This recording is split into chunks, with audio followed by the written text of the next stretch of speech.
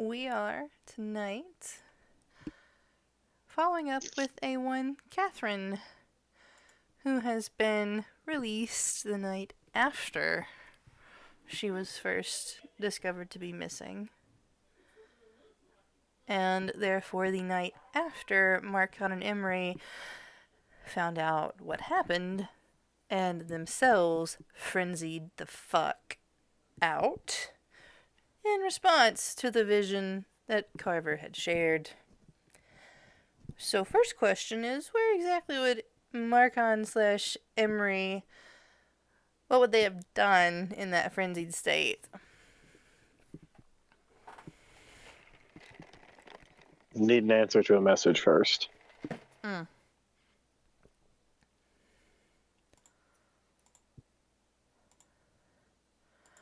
Oh yeah. I'm okay with it. So I'm replying.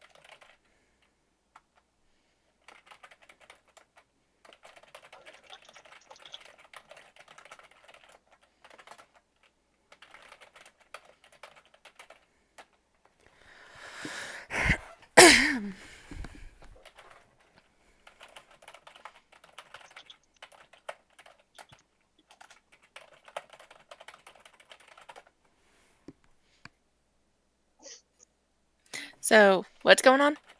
We have to determine a thing to answer the question. Gotcha. You guys, wherever the fuck you are not here now.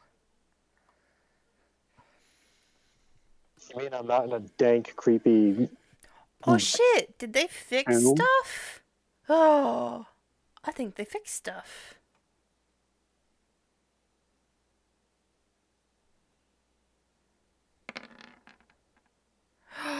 They fixed it! Oh my god! I can read with dark mode on, even with these macros. Yes.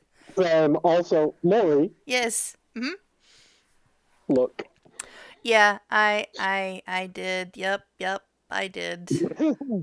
So we know the answer to that question. We do know the answer.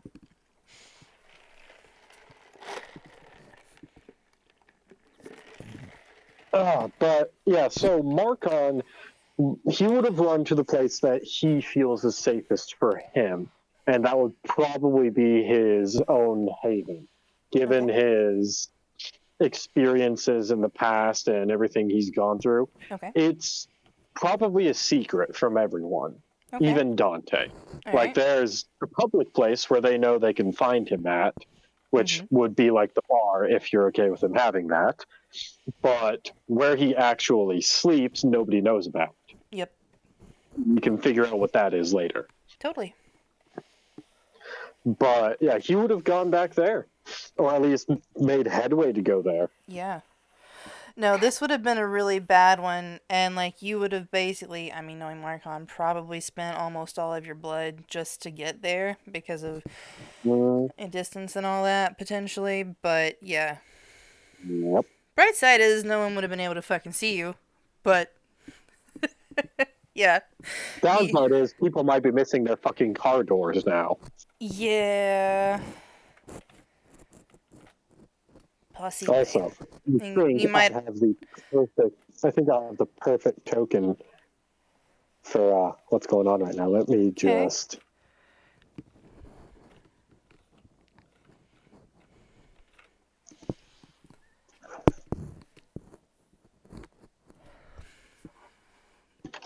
Emmy, you can do your stuff. Oh,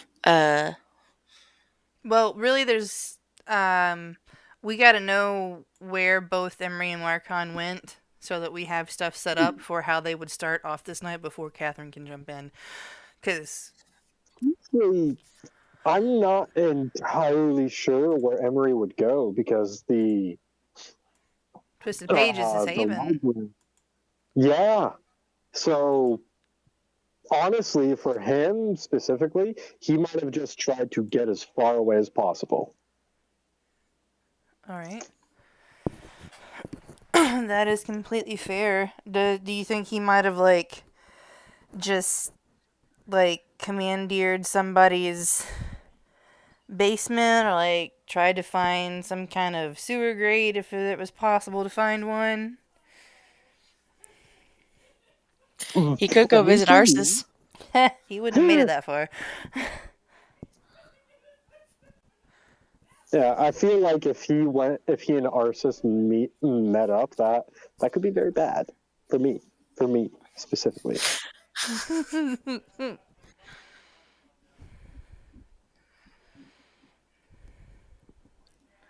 Ah, yes, nice, sharp shark teeth needed for collection. Yeah, Yeah. exactly. So I can't find the picture, so I'm just gonna keep with what I got right now. Okay. That'll be fine. That's fine.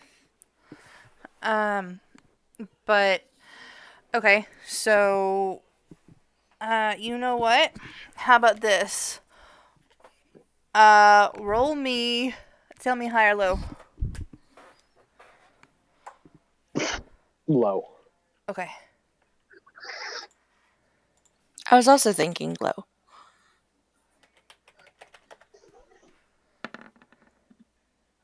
Okay. Close, but you got it. All right. So, Emery is gonna fucking end up. Um, how the fuck do I? Okay. Like, he runs out into the street and keeps running, and by the time he's stopped, he's wound up somewhere in the fucking industrial zone and Mm. ends up taking a fucking running leap into a storage building that is all locked up and hiding inside that. Okay. Okay.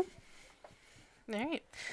So we know where those two are. All right. Cue the next morning, and Catherine waking up where she does, or being where she's at, shall we say? And Yes. then Mark Hannon waking up how he do, and Emery waking up in a grain locker, basically. Mm-hmm.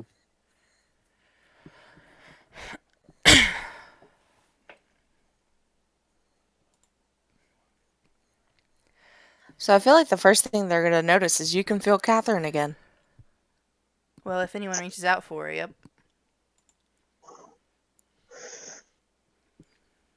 Well, I don't think it would occur to you know who, or maybe it would. I don't know, but it would definitely occur to Emery to at least attempt. Mm-hmm. Absolutely. Go ahead and roll it. Uh-huh. And that's Wits BP at diff 7, I think. goddamn. That is a stupid roll for Yeah, him. yeah, it is. Emery is a wits god. Yeah, yeah, he is.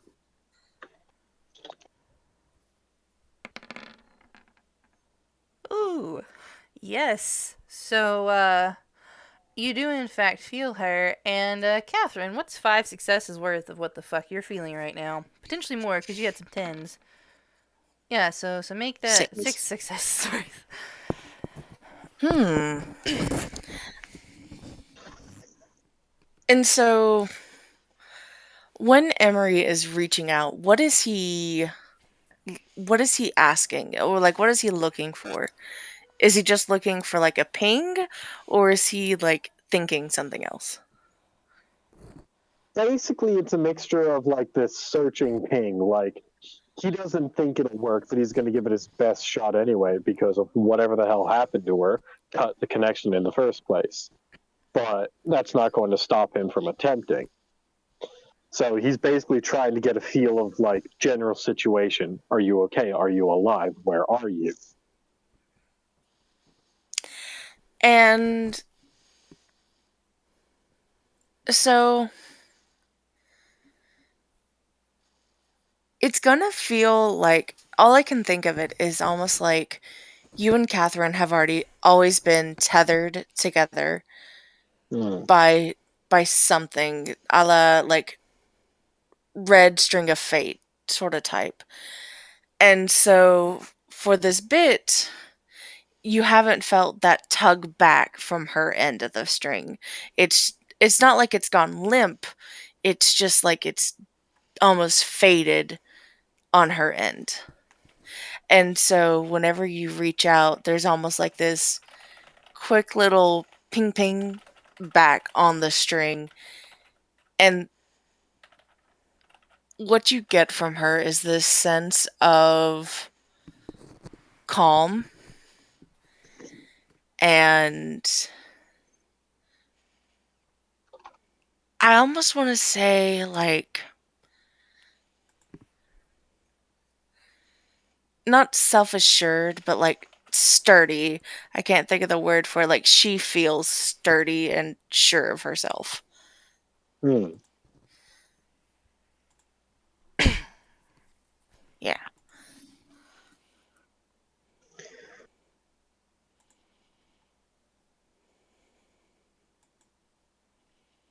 Yeah. Then when he Oh, feels the connection to her, um,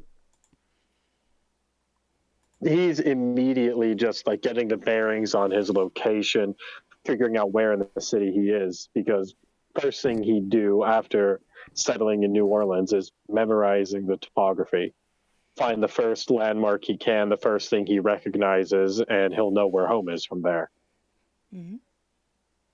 So yeah, that's what he does. He searches out for the nearest noticeable landmark and heads back to the Twisted Page because he knows Catherine is alive. He knows she is awake, and the best place to find her at, if she's awake and alive and not captured, potentially, is at the Twisted Page. which whenever you pinged her, you felt like she was moving towards the twisted page. Then yeah, all the more reason for him to go. All right.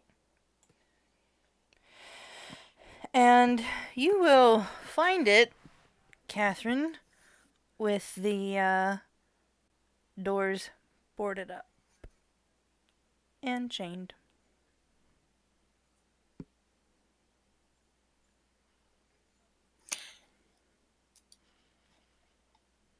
Yeah,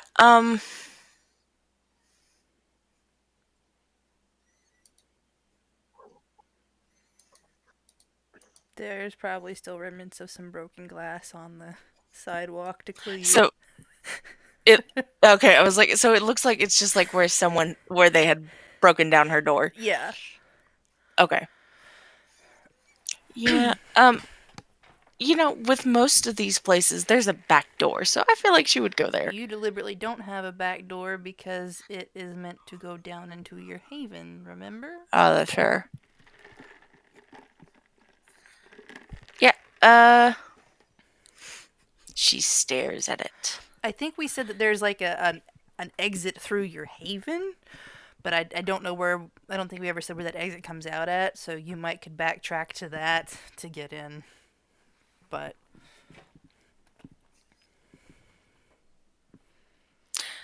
Yeah, so is there a way for her to just like duck through in a way, like No. basically wiggle her way through the door? No. Well, she Not doesn't not have without strength. taking. I mean, I know. So your options are to wait or go the long way around. We're going the long way around. She ain't gonna wait out front. Okay.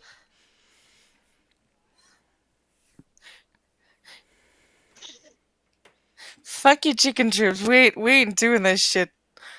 That's completely fair. And then uh we'll figure out where exactly that other alternate exit is later. But um I feel like it's almost a la Nico, where it's like on the roof. Like you go down to get into the haven, but then there's a ladder that leads up to the roof as um like a like almost like a fire escape. there could be, or it could also have been some sort of thing, because like these buildings would be in like blocks that are all connected. So it could just actually be that you have somehow a watertight basement because this happens to sit in a part of town that's above the water line, Fair. and it could just connect and come out into the basement of another one of those buildings that you could just walk into. Fair. Yeah. And like you guys have your juju set up so that they don't pay any attention to you. Plus, they literally don't have to see you, either of you. So you can just go in and out whenever the fuck you please, and they will never know it anyway. Deuces. Yeah. All right, so you'll be able to get inside.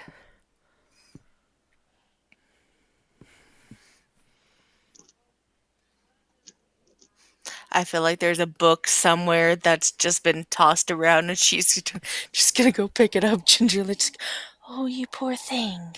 Yeah, basically these books here got knocked off their table. Yeah. Just, you poor things. Oh no, please don't. And she's gonna like gingerly pick them up and like shuffle through and she'll tut softly. Just, oh, your poor pages. I'll have to fix that. And she like scoops them up and takes them into the back room where she will play nursemaid later, probably not right now, but Yeah. at least getting them in their proper position for repairs. All right. And then the next item of business, um, Mr. Marcon, what are you doing when you wake up?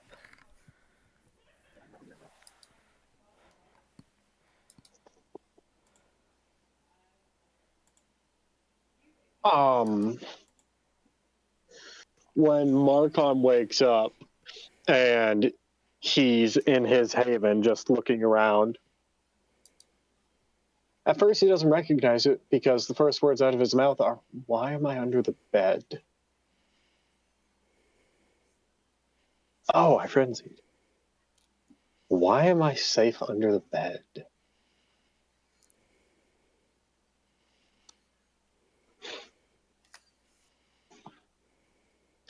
And he's just gonna crawl his way out and be like, "Okay, that happened."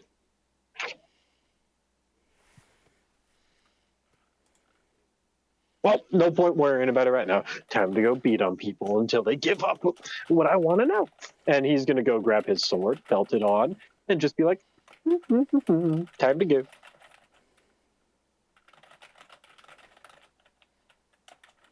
And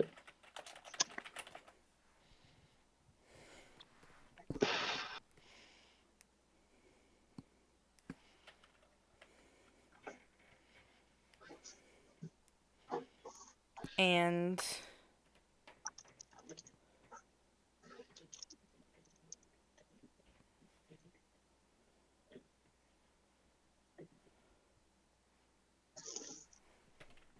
and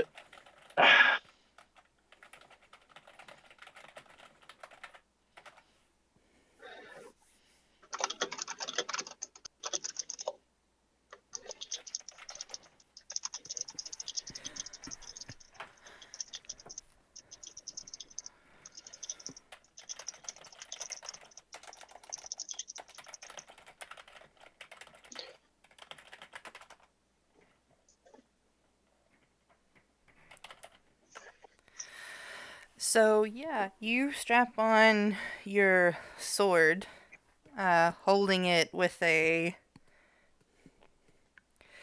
familiar yet not uh, grip. And then you backtrack, methodically checking every aspect of your haven that you've ever laid down to make sure it is all entirely secure. And then triple check the exit slash entrance before heading out to fucking feed. Yeah, he a hungry boy. Yup. And that bitch is dead. They are absolutely dead, and they are Ooh, yeah. What is she gonna do with that? Her.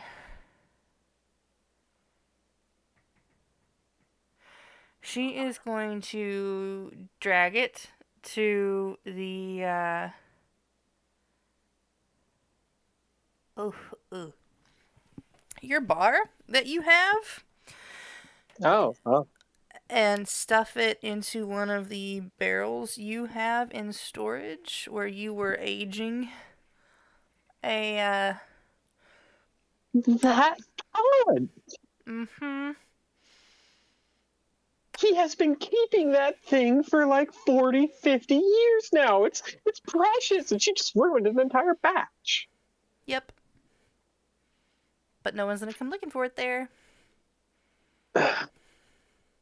She could have used one of the empty fucking barrels. Oh, that would start getting smelly.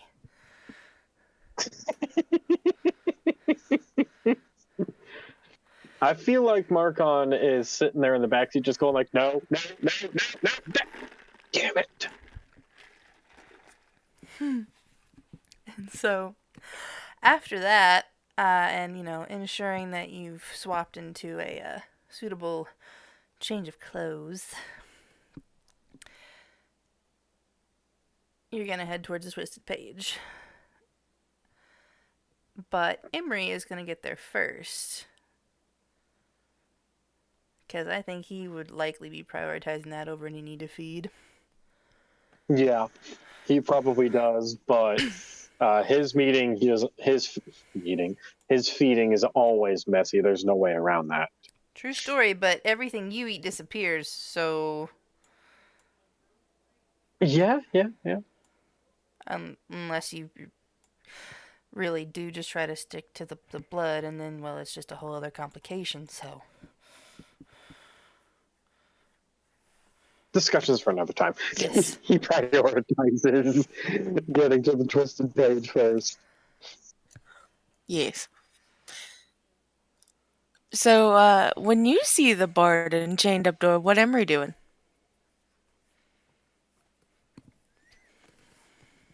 First thing is he's wondering who chained it up. I mean, I think it'd probably be pretty safe to say the only people who would have been fucking left here after you two lost your shit was the neonates. You're welcome, Yeah. says Gianna. There's probably like written in Sharpie. It's gonna say like GG smiley face. Haha. Yeah, he's just gonna like put his hand on the doors and be like, well, at least I have money saved up. But he'll. Hmm.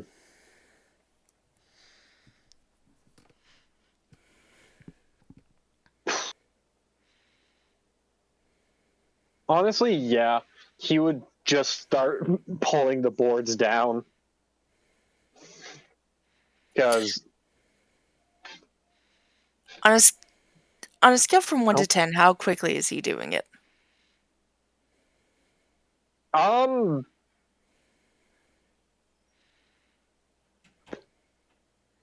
Not extremely quickly.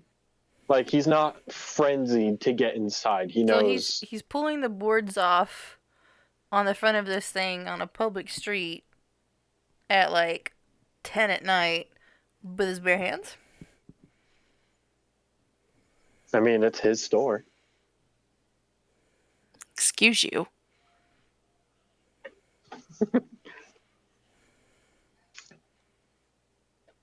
Yeah, you make a good point. Well, you said there weren't any back ways in. No, I not the normal kind of back door. No, but there's the alternate exit through whichever other building it comes out through that you can obfuscate Right, and just walk into. That's how Catherine right. got in. Sorry. Yeah, sorry, my brain just went. Yeah, so after seeing the boards and thinking for a moment, he'd probably sit there and just be like, I'll have to call, I'll have to email the company to get the doors replaced. I need to get to my computer. Don't want to make too much noise. Back way it is. So yeah, he'll just drop an obfuscate and head in. Hmm. And Catherine is inside when you do make it in.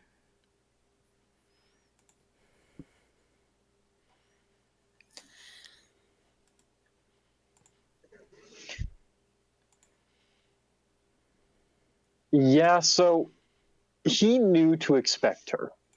He knew that she was going to be there. But on some level, he just.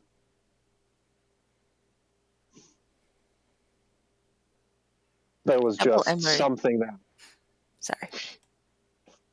There was just something that he almost didn't believe it. Like he knew she was going to be there. He knew she would get there first, but it was almost like a vain hope. Like it wasn't real. And then he sees her and he just rushes up and wraps her in the biggest fucking hug he can. As tight and secure as he can get his arms around her. Yeah, and when he first enters like her vicinity, he's gonna notice her almost like she's a little jumpy, honestly, as she turns to look at him. And there's a moment of trepidation on her face, but then that's quickly changed into just relief because he's all right too. And Yeah. that was a concern for her. He's okay too. And so she would have met him halfway, her own arms like fucking clutching onto him. She is tugging him just as tightly.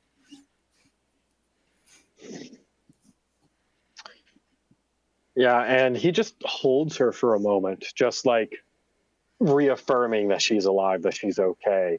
Smells like her, it feels like her in every sense, physically, mental bullshit.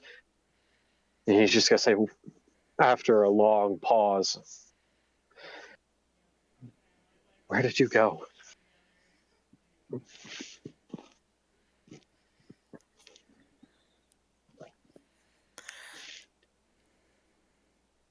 She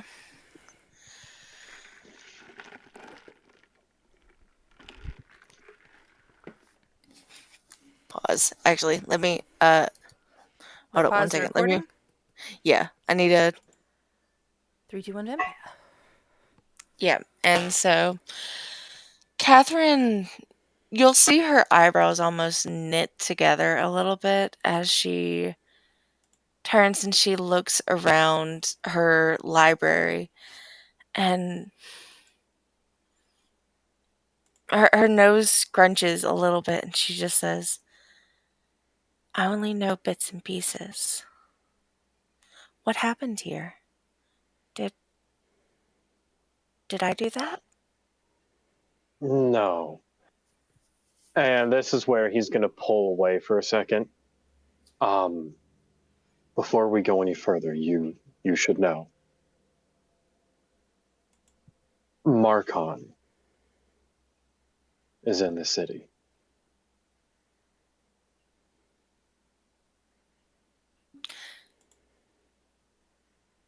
Did she not? Well, she already knew that, didn't she? Mm, no. Because you guys don't really get out much, and Marcon doesn't go to Elysiums, and Emery only. Fair. You guys don't either, except Emery every once in a blue moon. Clan Bruja isn't bringing it up over much. Some people that get out and about will know that he's back, but it's easily something that could have been missed because he's been kind of keeping a low profile. Yeah. And you couldn't feel him unless there was some sort of extreme reaction. And at the same time there was an extreme reaction, you were losing your own shit, so there was no chance for you to realize it. Yeah. And so she frowns and she'll say, "Just Marcon?" And it's obvious that she's hinting at, like, because I don't think she fully understands what happened with Astrid. Yeah, It's like, neither yeah, of them have gotten the full story. what? Neither of them have gotten the full story. Like, Yeah. correct me if I'm wrong, Maury, but as far as we know, even given the past bit where Emery and Marcon just interacted, the only thing that they know is that Marcon and Astrid went off just before World War II. They stayed together for decades, and then Astrid died.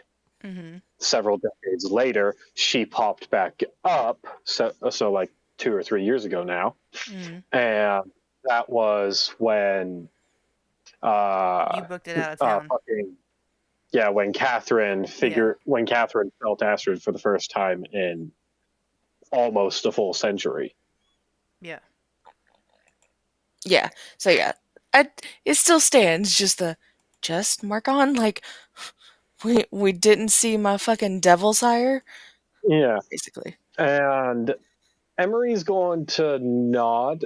It seems to be just him, at least physically. He. I only met the man once, but I've heard stories about him. And I garnered from them all that he was always strange. But he seems almost unhinged now. He was talking about other voices speaking to him, having conversations with himself, showing abilities that Bruja wouldn't have. I mean, if he was blood bonded to a Malkavian, she shrugs. Like, stranger things have happened. He's gonna nod. But he was here. Great. He. Did he break my door? Oh, we both did. Because Carver and his friends came back. They wanted to check on you. Unfortunately, things were still a bit heated. We knew you'd been kidnapped. And we were more than a little forceful with them. We demanded that Carver show us exactly what he showed you. And he did. And just like you, we frenzied at the sight of it. Yeah. And she's gonna, like, shake her head back and forth really quickly and she'll say, "You can't have anything to do with that vision anymore. Or anything to do with," and she, like, shudders a little bit and, like, just saying the word "the vision." You can't have anything to do with that anymore. It's too dangerous. What happened? Where did you go? Who took you? What do you know so far? From what Marcon said, you were kidnapped by someone. Someone who was able to erase the memories of everyone present. Evangeline was affected most severely. There were a few others. He was able I to don't think determine that it was just. Oh, he was he wouldn't. not there for that bit? No, he wasn't there for that bit. Okay, my bad. Then he would just say, when Marcon and I left to come here and figure out our next step, several of them were still asleep. But Both of you guys make me an intel roll. Oh, okay. Just flat intel or intwits? Intwits. Perfect. Does eidetic memory affect this at all? No, it's more reasoning based. Okay.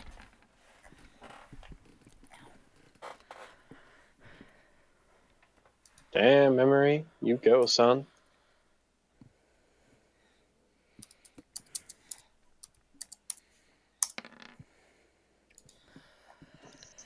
Bullshit. So, for Katherine, something doesn't quite add up about Marcon having known. For Emery, you absolutely know there's no way in hell him simply having him blood bonded explains the fact that he was aware of the same shit you were about Katherine. Hmm. But at the time, you were too upset to think about it. Coupled with what you know and what you've already explained to Katherine about how his behavior was changed, and what you know of Astrid. Yeah, something is gonna snap in Emery's mind. Like somebody puts a light bulb above his head for a second. He says, just pausing in his statement, Katherine, do you remember several years ago when you felt Astrid? Of course.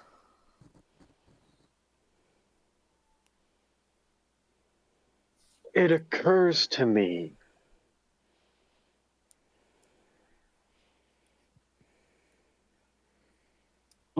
blood bonds are incredibly difficult to get out of.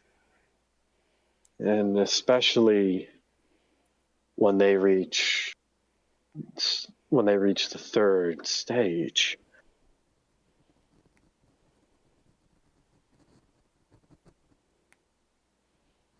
That obsession can be dangerous, even to the holder of the vinculum.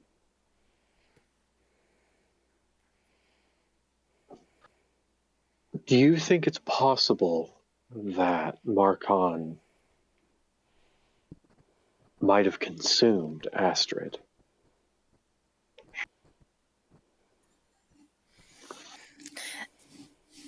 And she looks a little horrified.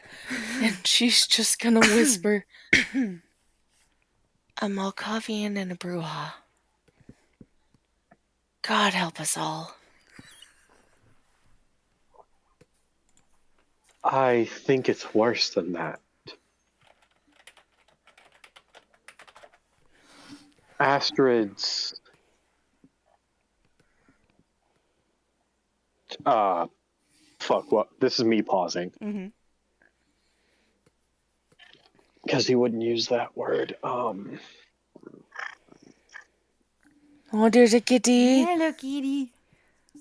Yeah, that's Kashmir. Hi, Kashmir. I He can't would wait for say my kittens. Sorry. Astrid's specific psyche Dementation? was he's not. I'm trying not to use that word. Her specific psyche was split. Dark Astrid. Yes. I'm not an expert in things like diablerie, but if one consumes another, could it be possible that both of them are conscious inside Marcon?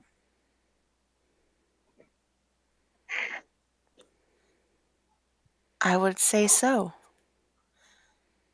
Which makes my earlier statements honestly even worse. Dark Astrid and a normal Malkavian and a Bruja all together. And she looks like her eyes are just, oh God. From what I saw of Markon, it's a little bit worse. Not many Bruja devote themselves so single-mindedly to the physical disciplines. But it seems that's exactly what he's done. He was fast, Catherine. Faster than I could follow. Does Emery have celerity? Uh-huh. Oh yeah, that's what I thought. Yeah. Yeah, she makes a face. And she's just gonna shake her head and she'll say, that seems like a problem for later, honestly. Like, she's just like, I don't, she doesn't, you can tell, she's just like, fuck. Astrid's back? Astrid's back in a brouhaha? Like, it's My 8 worst nightmare has layers come of grief. My worst nightmare has come true. Yes. Only worse. First I'm But kidnapped, then I'm kidnapped and my husband's threatened, then I'm kidnapped and I'm told my fucking crazy ass mom is inside a crazy ass dude. No. they're on ready for this insanity. But Emery is going to nod at her words and say, outside of that, we saw the vision. And I think you know more about it than we do.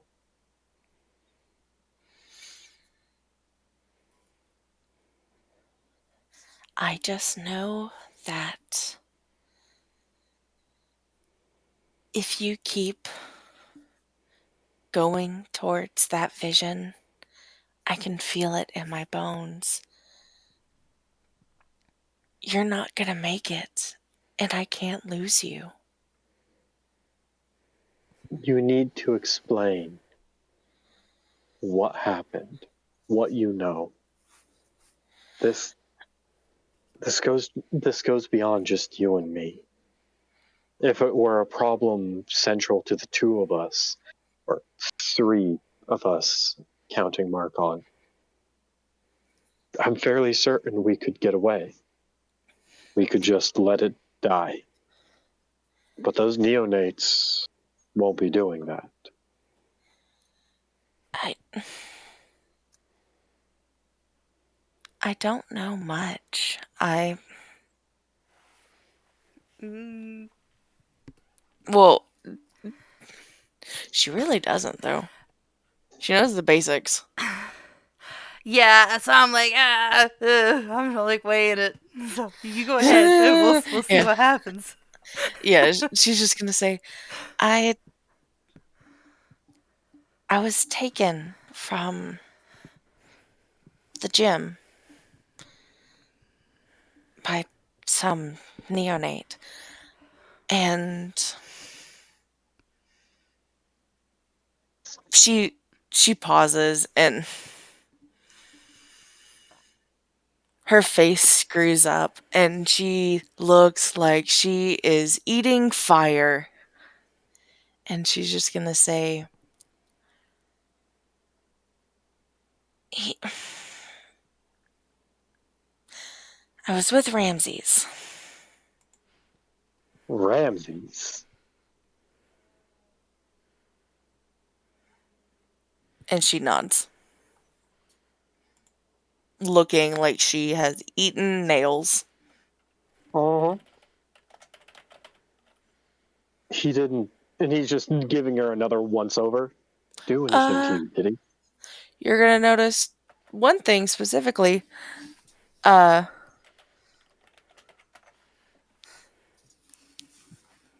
Oh, don't say it. Oh, uh, don't say it. she does have a hole in the front of her shirt from a stake. But you already knew she Oh, had been staked. oh Well, yeah. That's actually, not. not technically. Is it Oh, manip oh, composure? Or subterfuge. Sub. Okay. I am The plus rolling. 3, I it's bet you are. I'm spending willpower. You go right ahead. uh I'll take the +3, thank you. Uh, so my uh plus 3, is it like add dice or you do not get the +3, but yes, to you, that's that's a +3. yes. Emery does Okay, so not that get a +3. Well, no, he's saying he's taking Oh, he's adding this 3 is with yeah. willpower. Well, then yes, you do get that +3. Difficulty on this one though, I will say in fairness, she's your fucking wife. You know her inside and mm, out, so your diff is only gonna be 5. okay. Wait, are you talking? I think I'm he's sorry. trying to roll frenzy. No, he's rolling insight. Yeah, Oh shit. Okay. Yeah. he's rolling empathy. I'm rolling empathy because you're hiding shit. But my diff is still. Yeah. Wait. Yours is still 6. Wait. I have innocence, so I lower rolls of subterfuge or manipulation by 2. Oh, well then there you go. So your diff is 4. That is so fucking hilarious. She should be bad at lying, but she's so sweet and pure. Everyone believes her anyway. Oh my god, I love that. Let me check something. I have super dice, right? Oh, I only have the one. Oh. She'd eat you, bro. With some spare. Yeah, I'm super dicing that. Fuck it.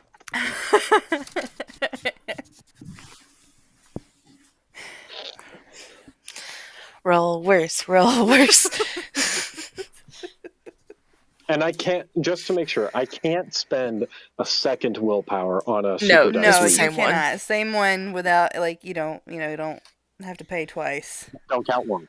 Don't count ones. Oh Income. baby. Yup. Yup. Would I be a bitch if I used the super dice too? I mean, you didn't say it till after you saw his new role. I mean, Like, so did he. I mean, that's I'm fair. staring at my That's true, sheet. you I did. didn't know if you beat me until Okay. you guys said Okay. something. You know what? Yeah, that's only fair. Yeah. I want to try it. I do. I do want to try it. 'Cause I normally we should apologize. try to call those on your initial rolls, but this was that kind of scenario. I, So I yeah. I said that I was debating about super dice. That's true. I He did say that when he first got the 4 that he was debating. Okay, fine. You know what? Fine. I'll let you have it. You beat me by 1, you butthead. You got three. Although You I got would have three won. tens. So yeah, you probably Yeah, would you have have. 3 tens and you're only a diff 4. Roll those tens. I want to know. I want to know. You want to know what my full score would have Yeah, been? yeah, I want to know. Yeah, see? We are literally beating each other by 1. Yeah. Well, no. Well, I would have had so 8. that 1 wouldn't have counted. So I would have 9. Okay, 2. Okay. Yeah. But yeah, I will let you. I will let you have it, you butthead. So you're choosing to fail it then instead? Because it was this wiggly thing, we're just gonna cancel my request for super dice, Okay. essentially. So we'll stick with my 5. Well, my 6. Okay. We will have to get better at calling out super dice. Yeah. Yeah.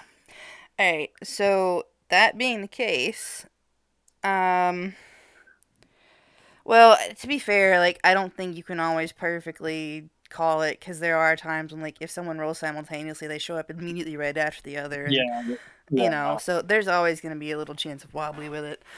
Yeah. But okay, then yeah, Emery knows. What does he know, Catherine? What does he pick up with his 7 fucking successes? I guess so. He did get 7, but I also got 6. So does that have a thing with it, or is it Nope. just like, okay, he just knows everything? Yep.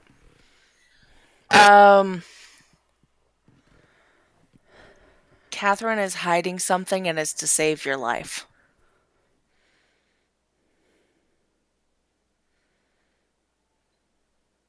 Yeah,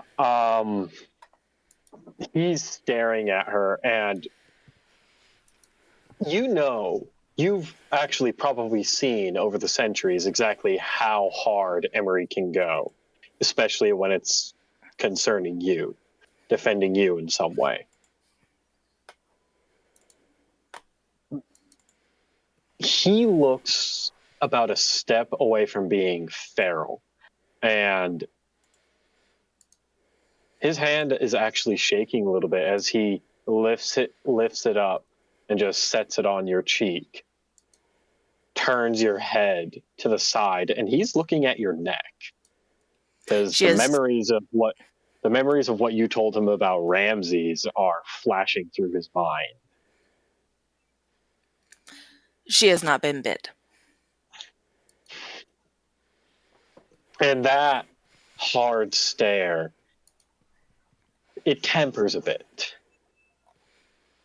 But he puts his hands on her shoulders and he says, I get it. I do. I'm not angry at you for trying to protect me. But if Ramses is involved in this, then I need to know.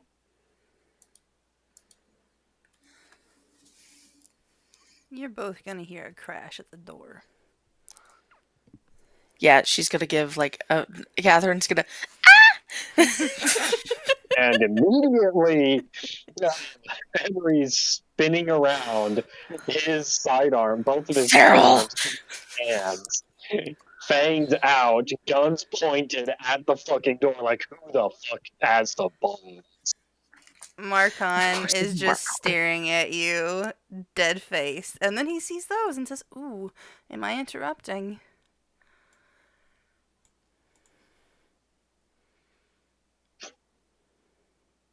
There's a moment where Emery wants to shoot him. There's a moment.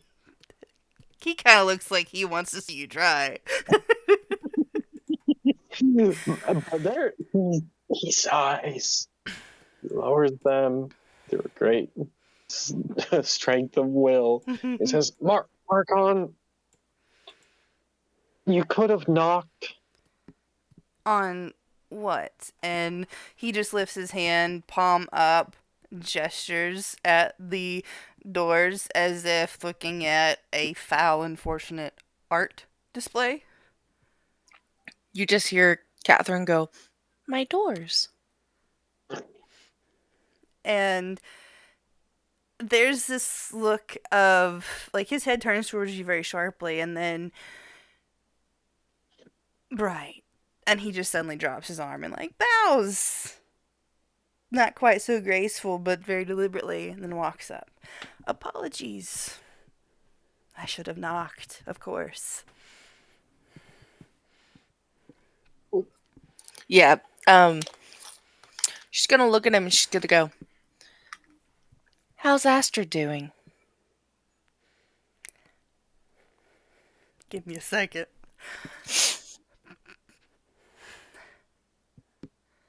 Oh, yeah, actually, pretty much not missing a beat. He's going to say, oh, still screaming. Some things never change.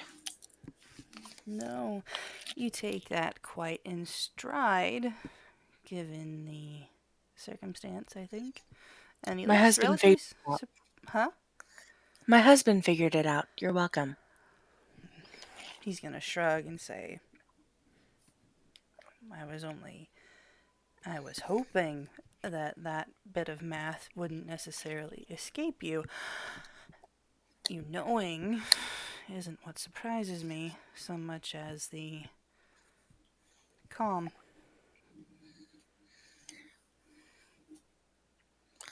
I'm nothing like my sire. And with that, there's going to be a smile that looks like it's somewhat trying to be mischievous, but ultimately it fails and it's just wry. Of course you're not.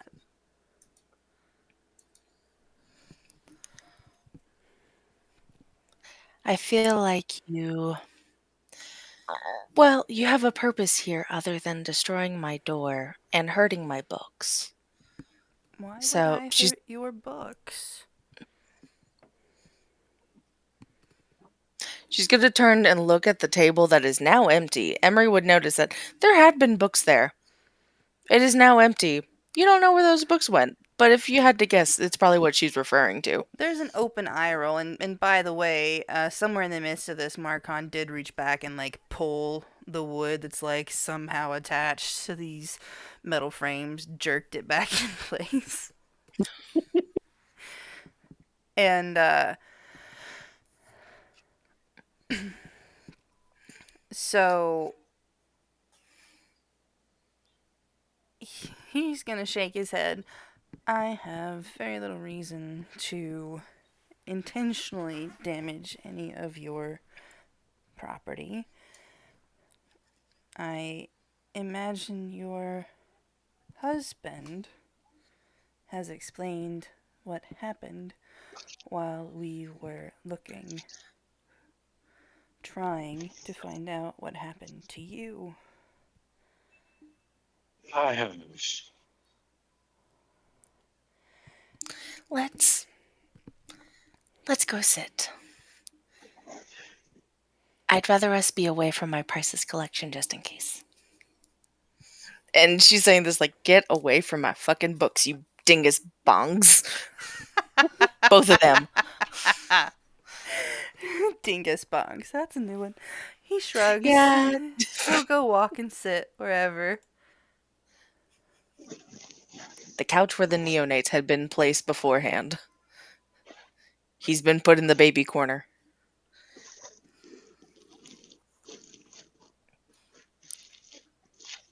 And Catherine, making sure that she goes over and she like prods at the door a little bit, making sure that it's not actually just gonna fall right the fuck over.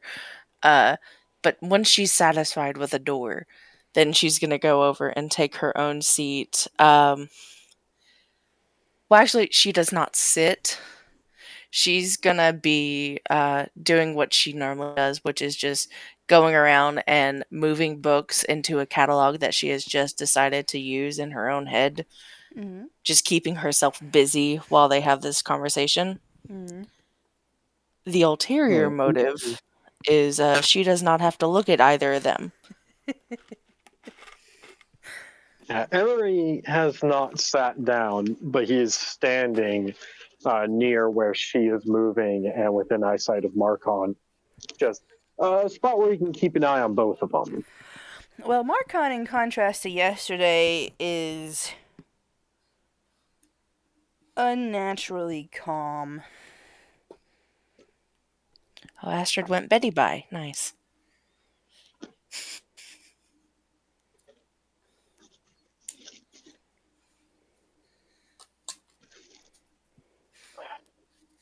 So,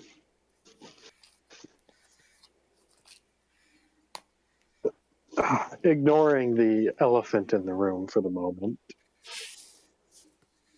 what happened, Catherine?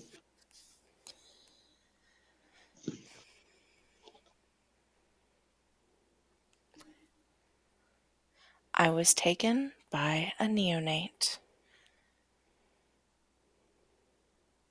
who owed Ramsay a critical boon.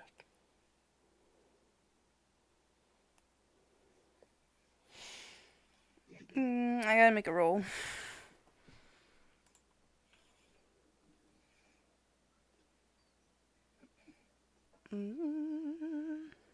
Where the thing at?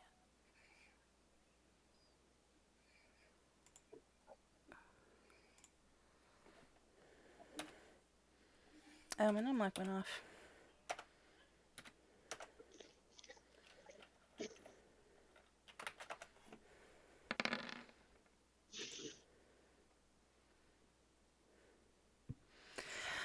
Okay.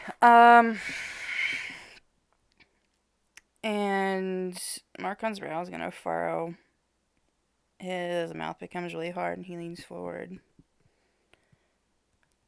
That motherfucker is still here?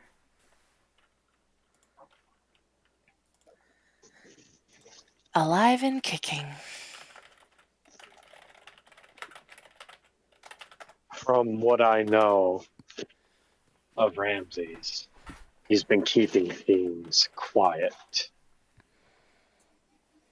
He hasn't been as active as he was when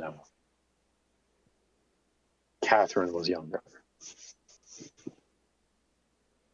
And I think we're about to figure out why. Sounds like it.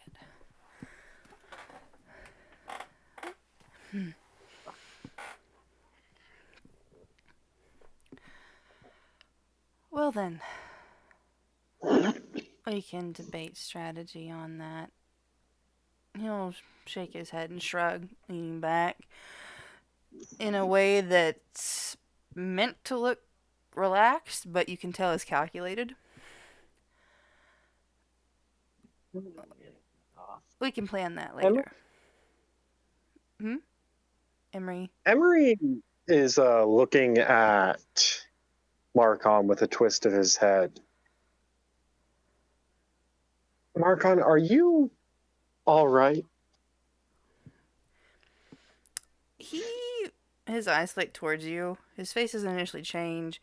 And then you can tell that he allows you to see a shift to a calculating, uh, to another calculation. And then his head tilts from side to side, and he says, well, probably not, but since it's time we talked about the second elephant in the room, I'm not Markon.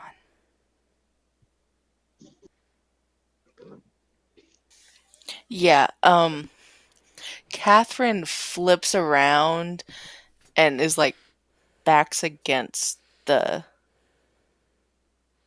closest bookshelf, and she looks terrified. Cause fuck Dark Astrid. And she's Yeah, smiling at you. Emery unconsciously takes a step towards her, his hand moving towards the small of his back as he does so. Come now. Do you really think you can pump me full enough of those? And his head tilts towards the small of your back. Fast enough for it to matter. If I wanted to do anything to either of you, I already would have.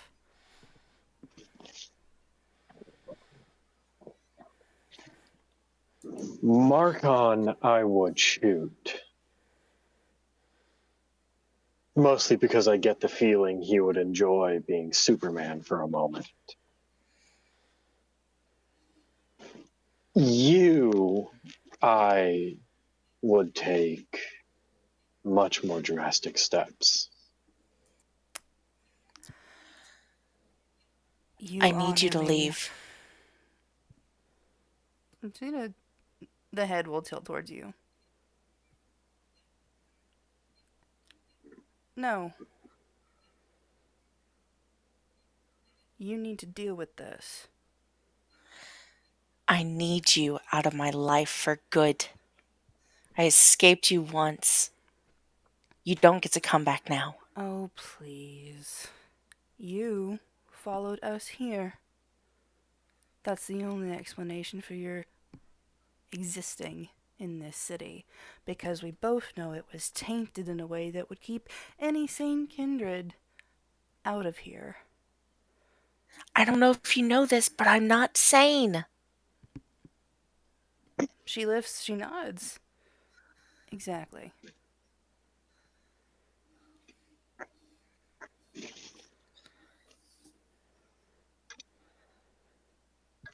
And if We, Ramses is still after you after all this time, you would really turn away us knowing how much stronger we are now? yes. It's not your choice to make, Catherine. Then what is? What What choice have I ever had when it comes to you? Very little.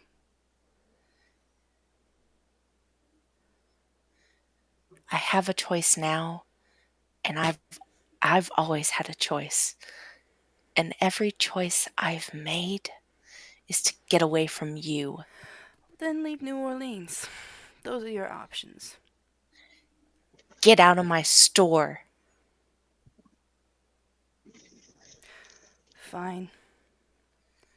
But know that we're going to look into this just as much as you and your husband, miss. I'm not at all like my sire. And our paths will inevitably cross. And any drastic measures you might seek to take against us because of your paranoia and inability to see what was good for you would put marks on both your backs if you harmed Marcon at all. I don't care about him. I don't care about you. I just want you out. She You la- aren't worth my effort. she laughs.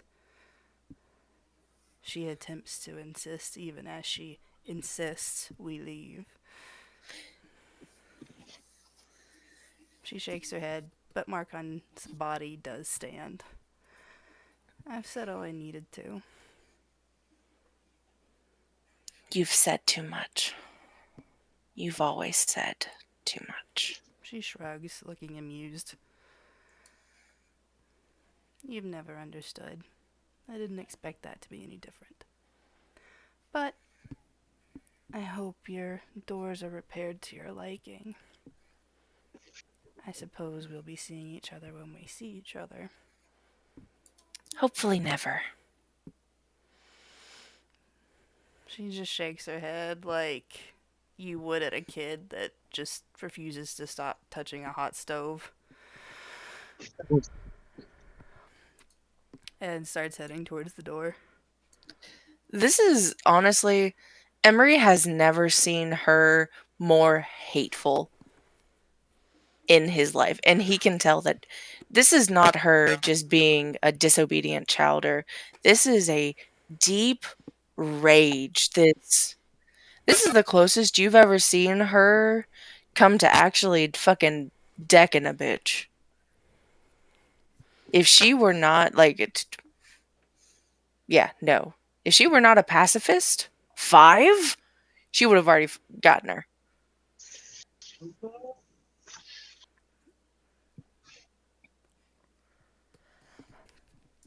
Emery, this entire time, has been watching the two of them, kind of like one watches someone defuse a bomb, whether or not they cut the wrong wire. But when Marcon stands to leave, he doesn't relax, but it's clear he's relieved.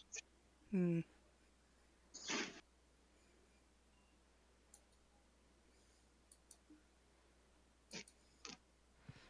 And then Marcon will exit without any further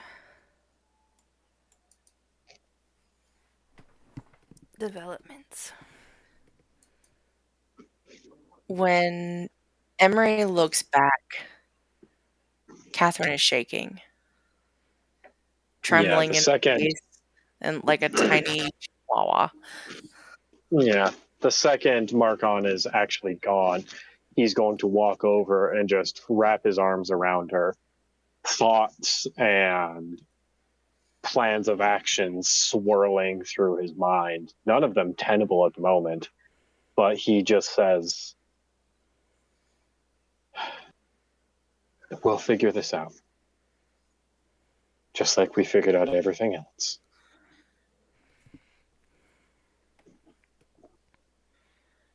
And she's just gonna shake her head no. I'm never going to escape.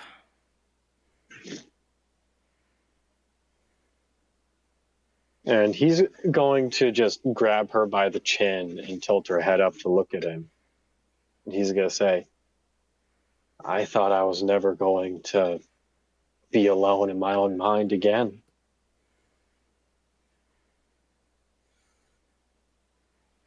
And then I met you and your sire.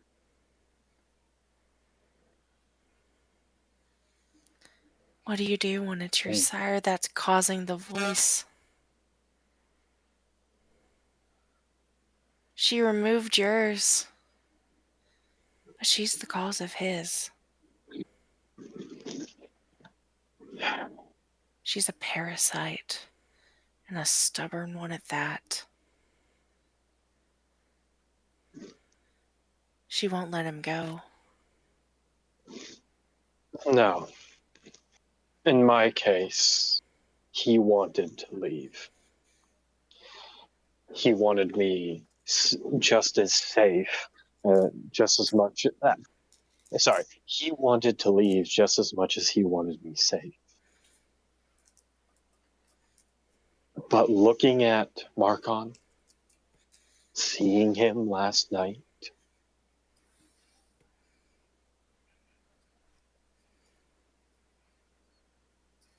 he hasn't been doing this for long. He hasn't been dealing with her for long. And we both know that if he'd been up and walking around this entire time, since the last we saw Astrid, since you felt her die, something would have changed. He would either have a handle on this or Astrid would be in control. I think this happened because of frenzy, because of last night. At times when I frenzied, he was able to take control, keep us safe.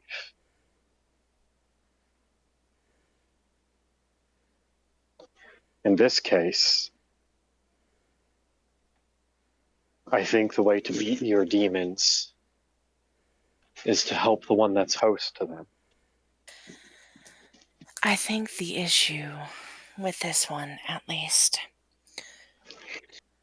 as much of a, and she is sighing, like she looks exhausted now, and honestly she probably looks like, can we just go to bed? Like it may be midnight, but she's ready for bed. But she just sighs and she goes, he Ramses may be the boogeyman for me, but to her, he's he's the man who killed her sister. He's her biggest enemy. He's my biggest fear. Besides her. Even if we don't investigate any further, even if we don't look into any of this anymore, those neonates, Markon and Astrid, will. I don't And think we have. I don't think we have a choice. and Purely for the. Oh, sorry. yeah, I feel like honestly she would interrupt you either way, so that's kind of correct. She You're gonna see, like, this is such a visceral reaction, and each action that she's making, it's just, there's so much exhaustion behind it, but she still, like, rips herself out of your arms to spin around to you, and she's just gonna say, don't you understand? You could die. You're not looking into it. Not after all this. I can't lose you, Emery.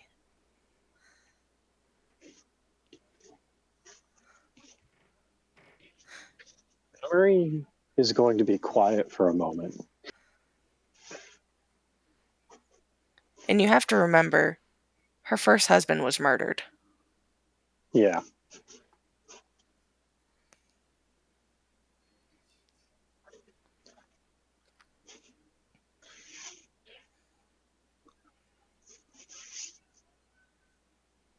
I told you how I came to be, how I arrived in the situation I did, where we had to meet, where I needed Astrid's help.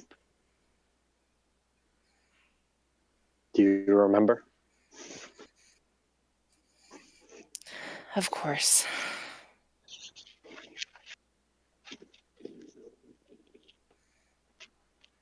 I was living every day out of my time, out of my place, feeling myself slipping further and further away from Astrid may have given me the tools, but the one who really gave me reason to live, to have a life, is you.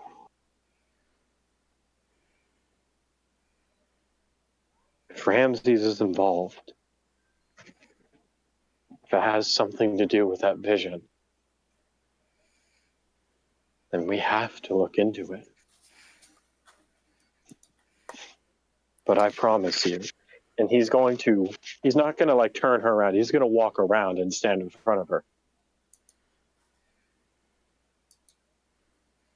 I have had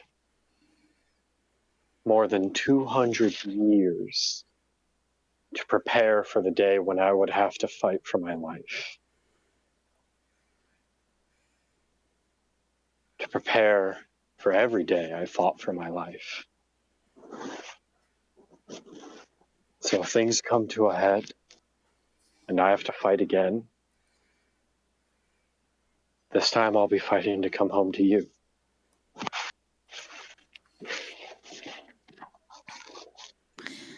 And at first, like at the first memories of when you've met, there's this soft smile on her face. It's reminiscent. It's probably the first time that she was happy since she was human, honestly. Since before, well, before Ramses mostly. And then you go on and you ruin it. Uh no. But and then battle and war and fighting and all these things, and she's just going to shake her head and she's just going to say, "Why can't you just accept that this isn't our fight to fight? That we just stand aside for once just to stay safe, just to stay us."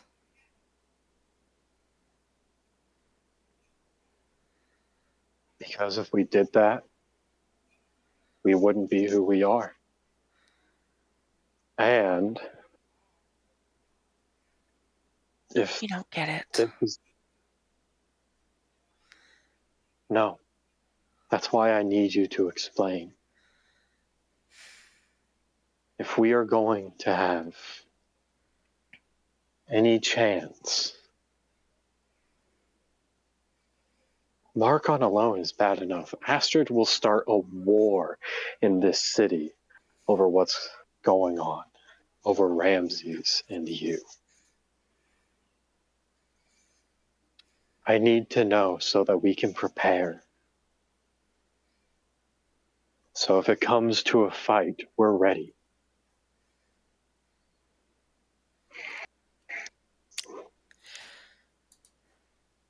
Oh, I have a really bad idea. And oh, yeah, you know what? We're all in for bad ideas right now. In for a penny, in for a pound. Yeah, and she's staring at you for so long, and you can see the cogs whirling inside her brain. Her mouth is moving as if it's making words, but there's no sounds. And you just see her hand move up and like rub her face for a moment. And the next thing you know, a piece of the wood that was boarding the door is in your chest. Oh, Oh, that's definitely a good contest of stuff. Um, so surprise attack is what it no, would. no. Well, Hmm? I'm gonna crit fail for the Oh, simple reason he would never expect her to do this. okay. yeah. Yeah. Yep. And because stuff and things, Catherine can do the thing. So yes. All right, Emery, you are fucking staked. Yeah. When you stake him, when you stab that piece of wood into his chest, there's this look on his face in that split second before the quasi torpor takes over and he can't do anything but observe.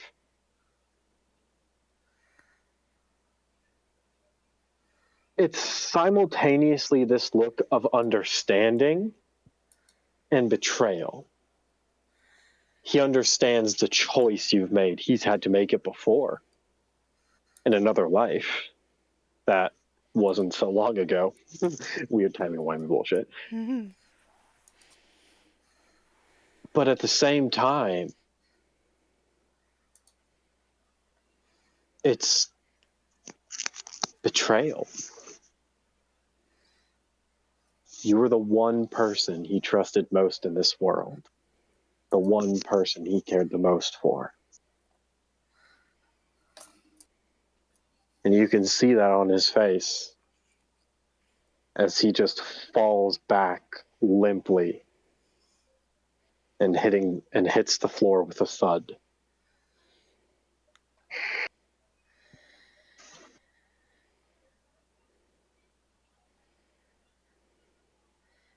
And I'll be honest, she's probably crying and cursing and reconsidering every choice she's made in the past 24 hours. But she can't lose him. She can't lose the one person in this world that sees her. She can't do that a second time. And as you're staring at him with this determination to protect, you hear a voice in your head, and it says, "Bring him to us." And you see the cavern that you yourself were in. And while you see nothing, you feel as if 1,000 eyes are watching. And in response to this voice, she's immediately just going to say back, "You are not going to hurt him." No. Not hurt. Help.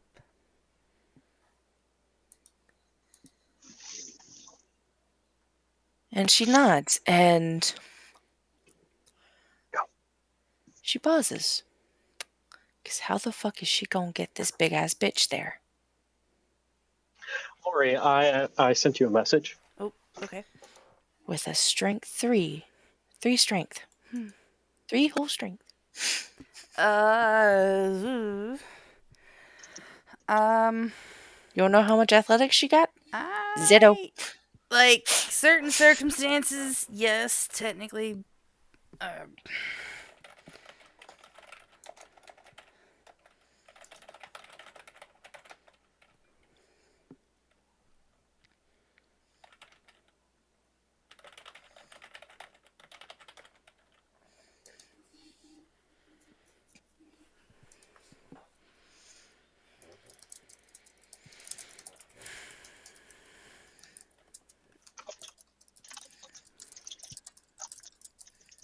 I think Emmy's also about to message me. Oh no, I had someone else message me. Oh, okay. Um, I am determining the answer to that query. Could Catherine request an Uber? I have an answer to that question for Catherine also. Just give me a second. Okay. Send me some muscle, thank you.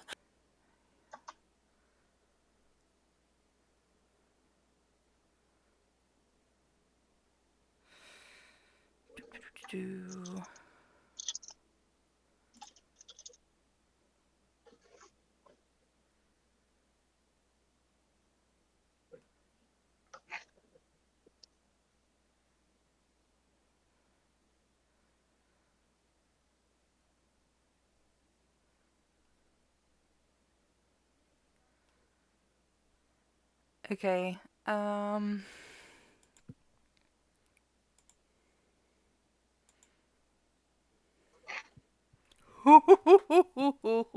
Okay. Okay. Yes. Oh.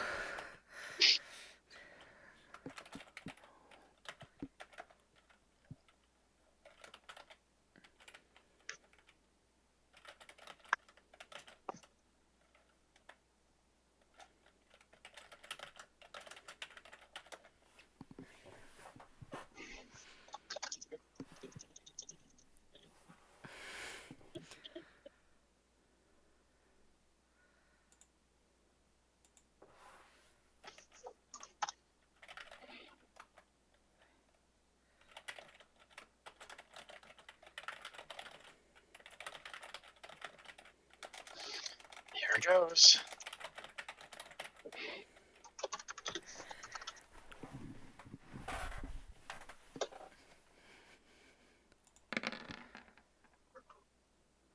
Oh yeah.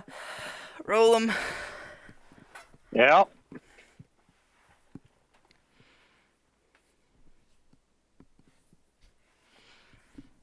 I highly doubt I'm going to get anything from those, but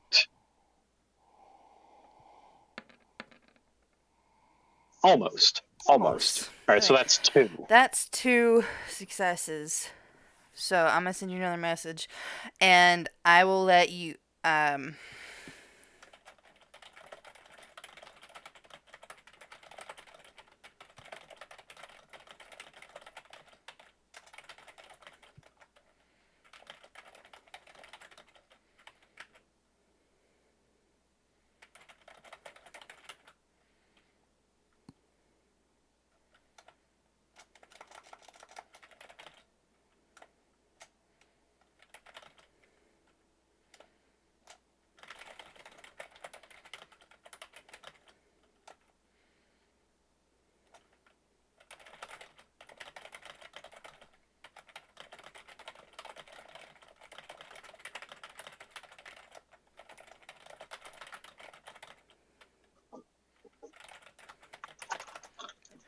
all right. So Catherine, as you're wondering exactly how. Actually, before we get any further, give me a second, cause I need some fucking tums.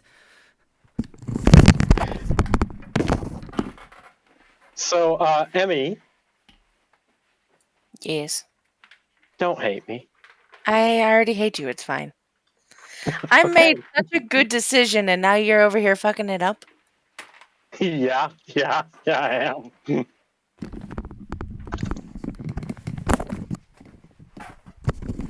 All right. So as you were wondering exactly how, basically, you'll get the idea that you should just wait, and you'll see Lucille's face in your mind. As if saying she will come to help you.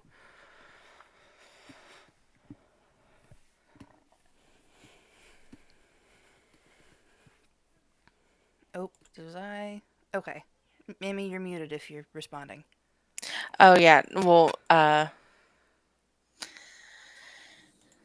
I feel like she would just sort of like, okay. And I don't think she would leave Emery's side. I think she would just be sort of just lost a little bit on the floor next to him. Yeah, I imagine so.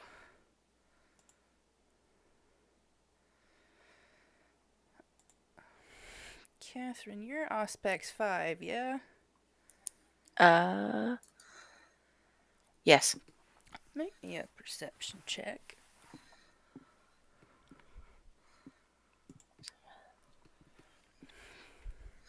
I'm gonna go ahead and willpower that bitch.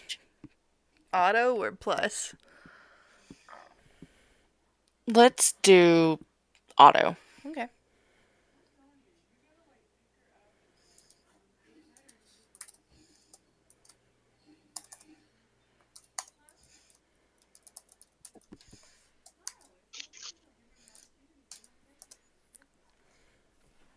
Okay. That's 604. Mm-hmm. 7.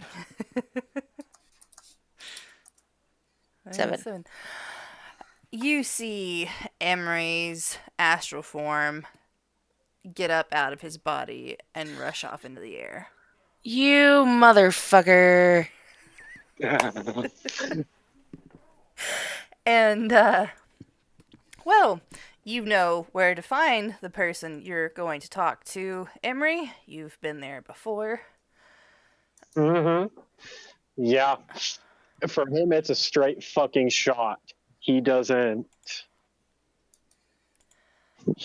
wait. He's not pausing. There was this split second while he was coming out of looking at Catherine. And then he was resolute. Okay, and, oh shit. Yeah, that's the thing. You are going to find that when you get to Leggings and Lace, the only people there is just Dallas. But you know who Dallas Dallas, is. the receptionist girl, right? No, Dallas is Jezebel's child. Yes. Yeah. Okay. Yeah. So he zooms straight for her office, doesn't find her, is just zooming all around, doesn't see her at all, and oh, he regrets it, but he has very little choice right now. So he goes up to Dallas and garnering what power he has left and the time he has left, floating in front of her, his hands outstretched to either side of her head. He attempts to break into her mind.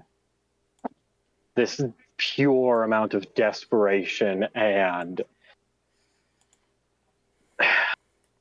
well, honestly, just desperation is what's driving him at this point. Mm. Uh, Yes? so here's a question. Sorry. Okay. Can she still use dominate on his body? No, his consciousness No. isn't there. Damn. His eyes are That was a also good idea, probably though. his eyes are probably closed at this point anyway too. It was a good idea, okay? I mean, if you could see his conscious self, maybe, but you can't anymore. So, Aaron, roll me intel plus subterfuge at a difficulty of 6. Yet another willpower. I will take the plus. Okay. Because guess what this guy doesn't have that Carter has in spades. Subterfuge. Yeah. The irony.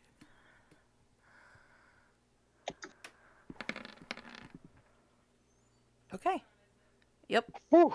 So yeah, 2. So Oh you wait. you can use this to make yourself visible to her, like as in that she can perceive you, and so to establish the basically what amounts to the telepathic link, because you obviously can't talk normally right now. So Mhm. you concentrate on her and your desire to communicate and to be seen, and you break through, and it's sudden and jarring, and there's this well of like concentrated something between resentment and determination as she's seemingly sitting there reading through a magazine nonchalantly, but her mind is Mhm. not thinking at all about the magazine. And then you break in like glass breaking, and she like shifts, coming to her feet, and then turns, seeing you, and she's just staring, and she immediately blurts out, "What the fuck do you want?" I don't have time. You need to get to Jezebel. And he's not even going to try and explain. He is shoving the memories of the past, I'd say about like 24 hours at this Mm-hmm. point, Yep.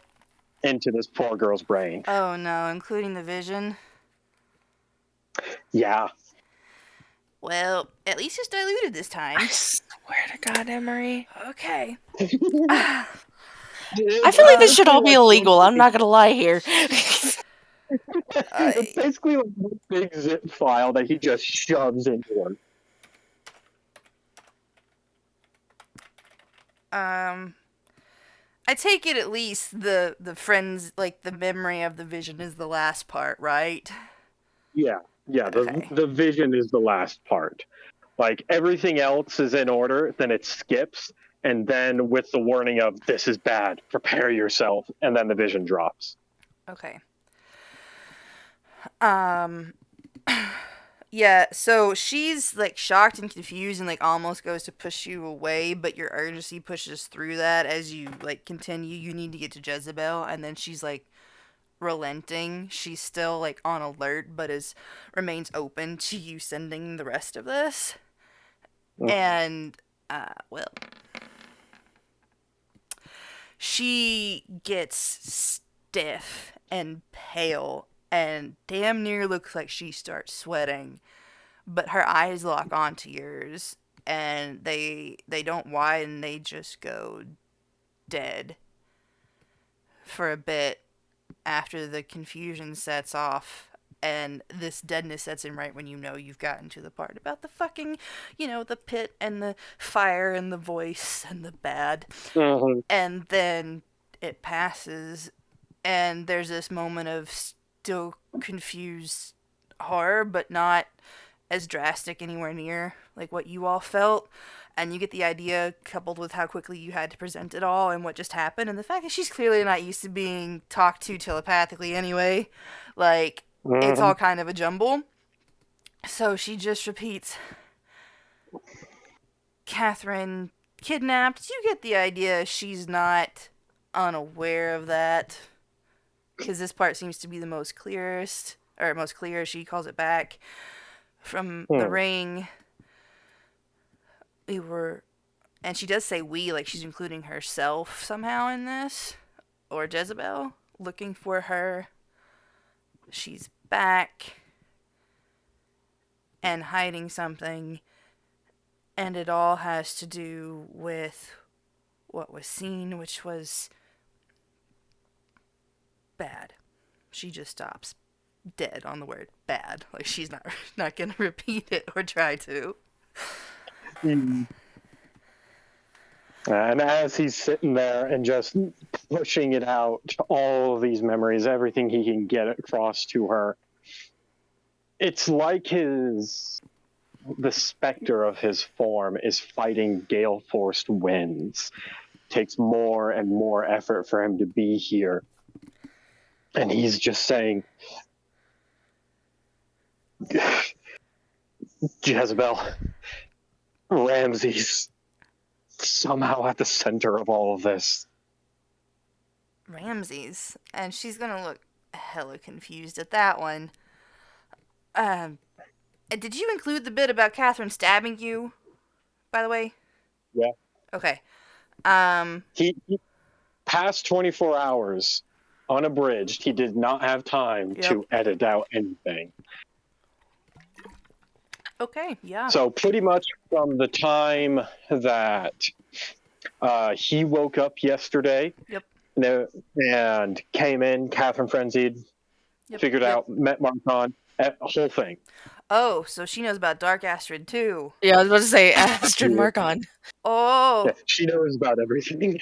oh, fun. Oh God. Okay. Um. All right. She's just gonna stare at you and say, "You want the cavalry right now?" And she's gesturing towards you, like it's pretty clear she's asking, "Are you wanting us to come get you?"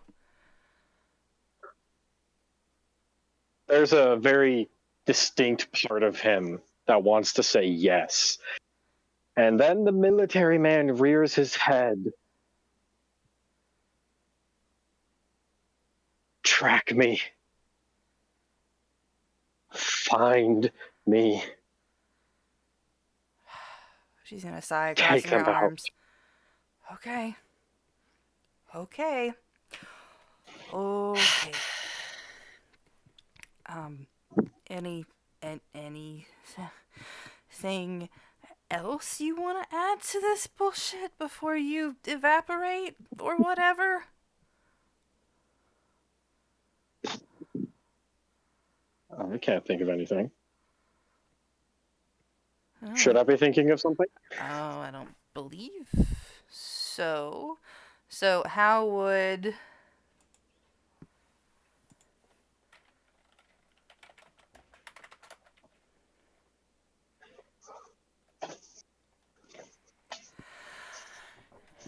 And,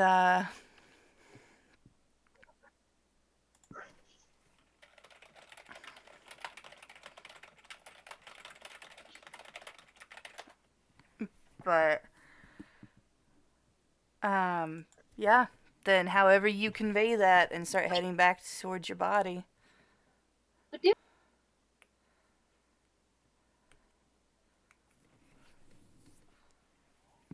Hello? I can hear you. Is Aaron still with us? He is muted.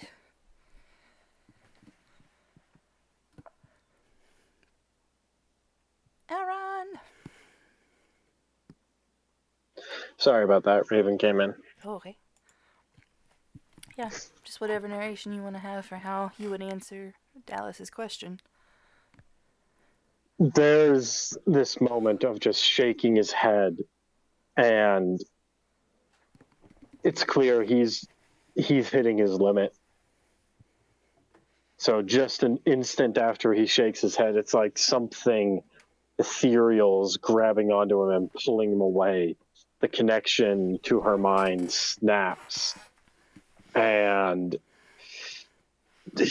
Emery looks like he's getting ready for a beating as he's just yanked back towards his own body. And as you return back into your body,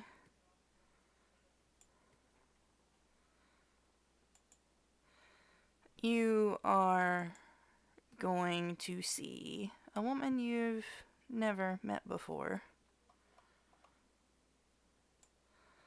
standing over you.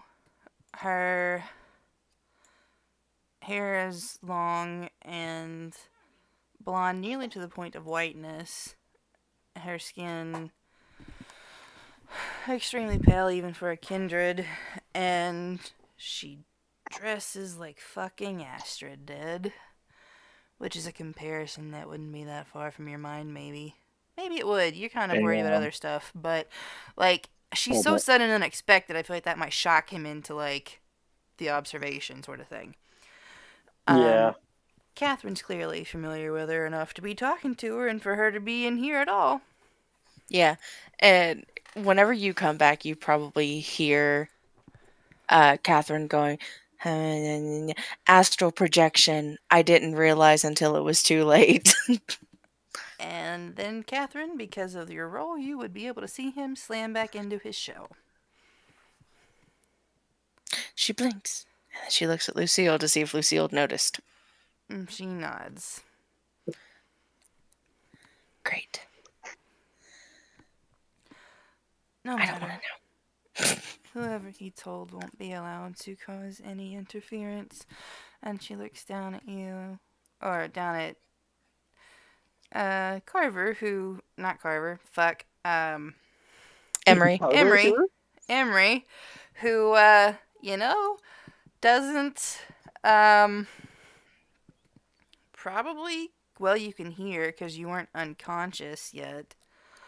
Um, and she's gonna say, I hope you don't go doing that again.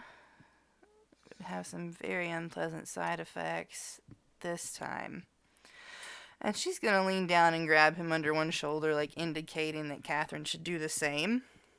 Yeah, and she'll duck under the other shoulder to help hold him up as much as she can.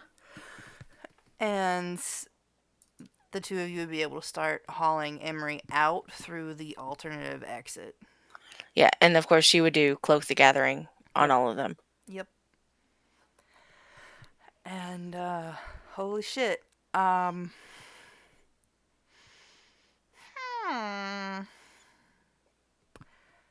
Uh yeah, I gotta think for a moment. Um huh. I'm gonna pause the recording so we're not just taking up dead air while I figure this out. Empire. Okay. Storyteller was a dumbass and forgot to unpause. So, recap real quick. Don't worry, guys. Lucille and Catherine drug Emery out, all hidey, spooky, stealthy. And then when they got to a place that Catherine had no idea about because she totally failed a chance roll because it was questionable at best whether or not she even knew the area, she tanked it. And then they got blindfolded once they got, like, as they were going to enter the place. And drug Emery down into the chamber that Catherine had just left. And then Emery, well, rolled because of other stuff and things, botched it, then felt like he was being buried alive. So, in desperation and fear, reached out with blood sympathy towards his sire, with the absolute conviction that he was about to die and all the terror and regret that entailed. And now, you see, you've reached out with this, and you were trying to send it to your sire, but Catherine, roll me blood sympathy, because you might get it from him. That's Wits BP. Yeah, and he's your fucking husband, and this situation's terrible, so I'm gonna say this is at a +2. Okay, and I am going to use a willpower for it. Okay. Not the extra dice, just the auto success. Mm-hmm.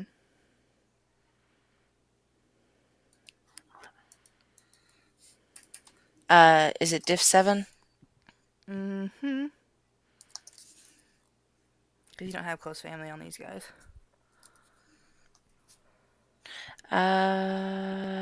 Yep. I'm going to go ahead and Roll let me those re-roll those 2, and then I might use my super dice. I mean, you've already got 4 successes. Touche. 7. I forgot what I was rolling just then. Oops. Okay. Fuck you. This is not 4 successes. Yeah, there's no need to roll super dice on that. 4 successes is definitely enough for you to feel quite clearly that your husband is convinced he's about to die and he's trying to share that. And it wasn't immediately directed at you. Yeah, immediately she just like falls to her knees next to him, and she like just holds his face in like her hand. She says, "You're safe. We're fine. You're okay. I promise you're okay. But You're okay." even as you say this, dark tendrils start rising in the air around him and you, especially him, and folding over him, and they materialize, turning into a black, thick, oily substance that you realize looks awfully goddamn like the walls. And then with a violent lurch, he is yanked inside and away from you, buried just like he thought he would be in stone. She is whipping around to Lucille, and if looks good, kill. That's probably a frenzy check, to be honest. Yeah, it is. Uh, that is wits resolve or resolve composure. Resolve composure. Yeah, Yeah, and to you, it feels like your husband just got murked, so that's probably like diff 9 or 10, whichever, you know. I'm gonna give her a fighting chance because she is such a pacifist. Fair. Oh, Fuck. well, shit. Okay.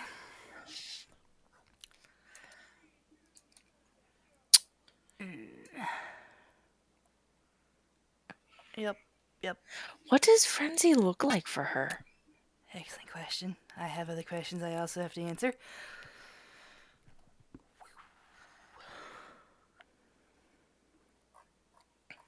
Does Catherine have celerity? No. Okay. Well, tell me what Catherine does. Uh, she is. Yeah, she whips around on Lucille and she's lost him. She lost her husband again. Again. And in all reality, this is just, she's overcome with grief, and this grief quickly turns into rage. And rage at the situation, rage for her husband, rage at life at this Mm-hmm. point. And she's just going to like scream, "You said you wouldn't hurt him." And she's gonna fucking try to honestly try to bite Lucille. All right. That is gonna be strength brawl plus your BP.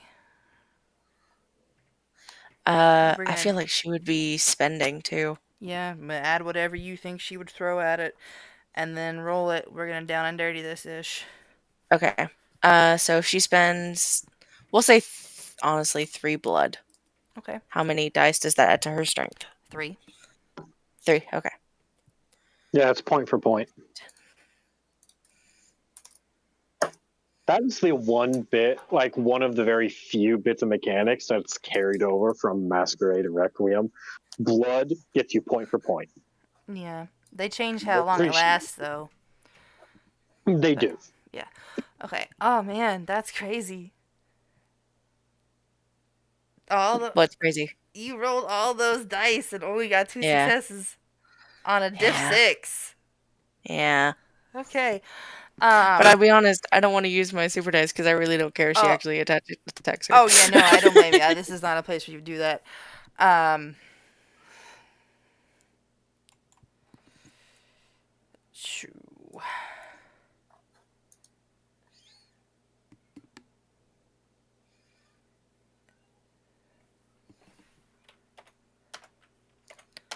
Catherine gets staked 2.0. Oh, that's not what's gonna happen here. Ding ding. Oh no. He's worse. Oh shit. Yeah, it's Oh, worse. it's worse. Two times. It's worse.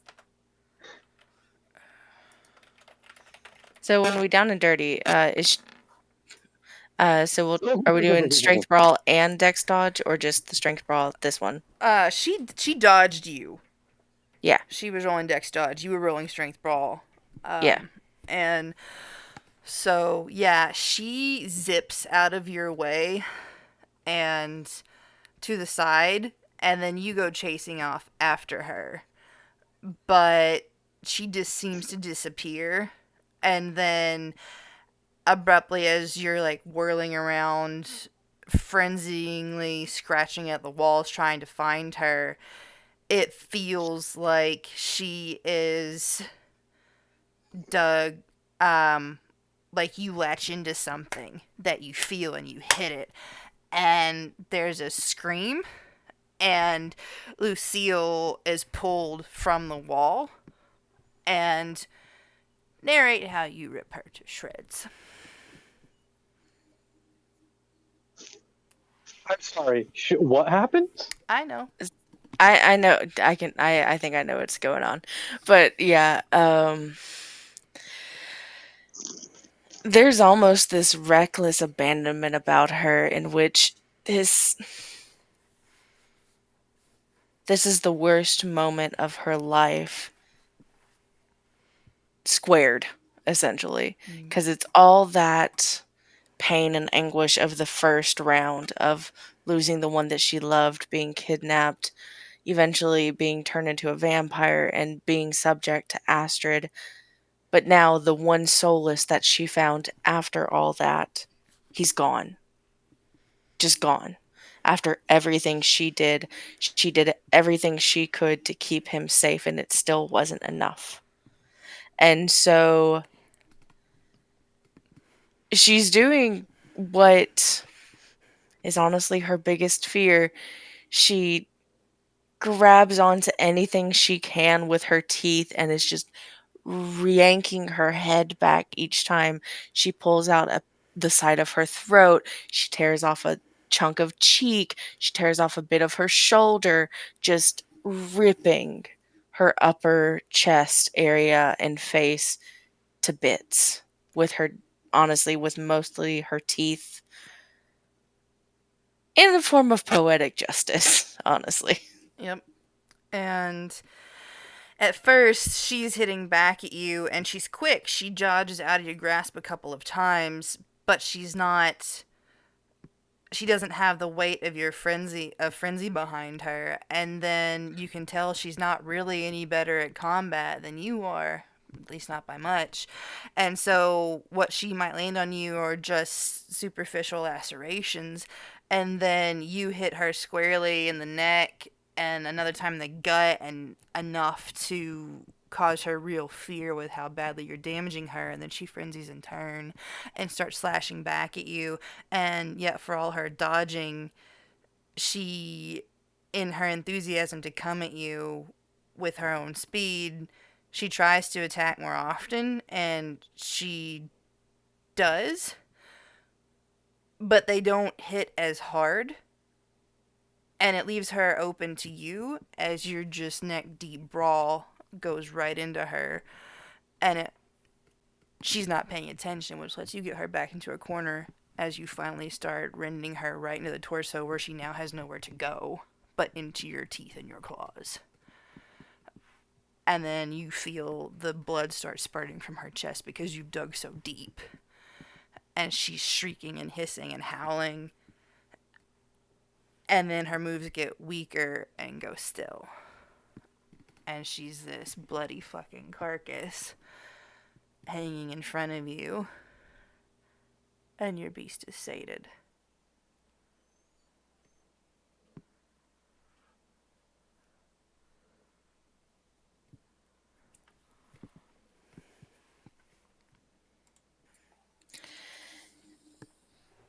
And Catherine slowly just feeling this limp thing now, this massacred body in her arms. She just sort of lets it drop and she moves back, and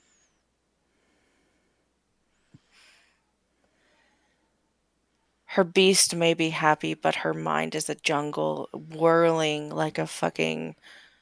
There's a hurricane going on in her own mind. It's tears and sorrow and grief and anger and horror and fear and just everything all at once as she stares at this vitae, this blood everywhere, and she's horrified at herself, at the situation, but there's a bit of pride to it now. And something inside of you agrees. In fact, you couldn't recognize it in the moment, but now you do. Echoes of something cheering you on as you demolish your would-be friend. And your body, though singing with pain, is also singing with triumph as you realize your hands are bloody and battered, your nails ragged and torn out of the nail beds and regrown on top of it before the wound had even fully been able to close. Your jaw is busted and crooked, your teeth broken and rehealed, but not so jagged as your nails. And then the body disappears, as does the blood. And you hear a slow, well done. I didn't think you had it in you, to be honest. Clearly, I underestimated you. And when you turn around, Mordred is standing in the opposite corner, as far away as he can get from you without locking himself too far into the corner to get out if you go for round two. Yeah, and she whips around to look at this bitch, but she doesn't make a move to attack. The attack dog has been satiated for now. For now. And she glares at him. He holds up his hands. I come in peace. Hope you'll forgive me. We couldn't quite let you tear up the actual Lucille. But also, I'm imagining you will like to hear that your husband is fine. Well, he might not have adjusted yet, but he is in one piece and not dead. Even though it was understandable that might have been what he thought. Where is he? He is. And he's going to gesture at the wall where Emery was pulled inside. And it's at this time that you notice that, like, there are splotches on this wall, like other things like this have happened, but almost like holes where things have come back out and not quite fully reformed, almost like graves that have been broken into.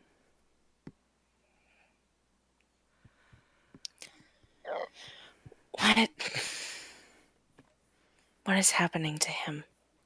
Let's just say the big man, boss guy, is having a little chat with our new friend, and should things go to plan, as they probably will, you will get to have him back in one piece and on our team.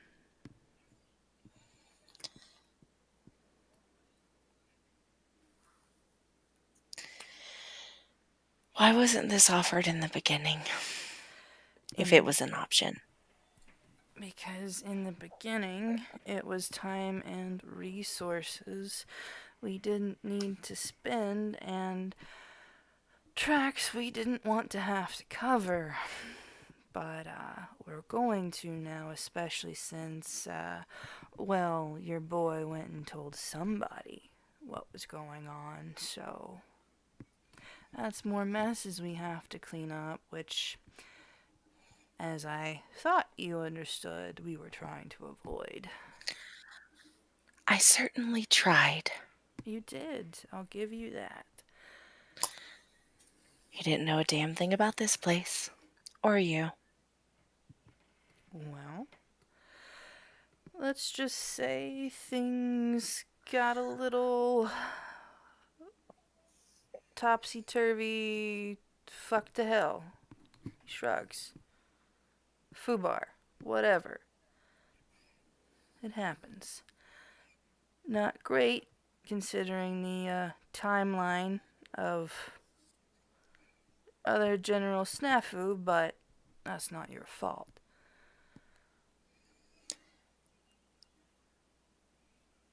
Is Deirdre gonna be okay? Oh, yeah. He just waves a hand dismissively. She's fine.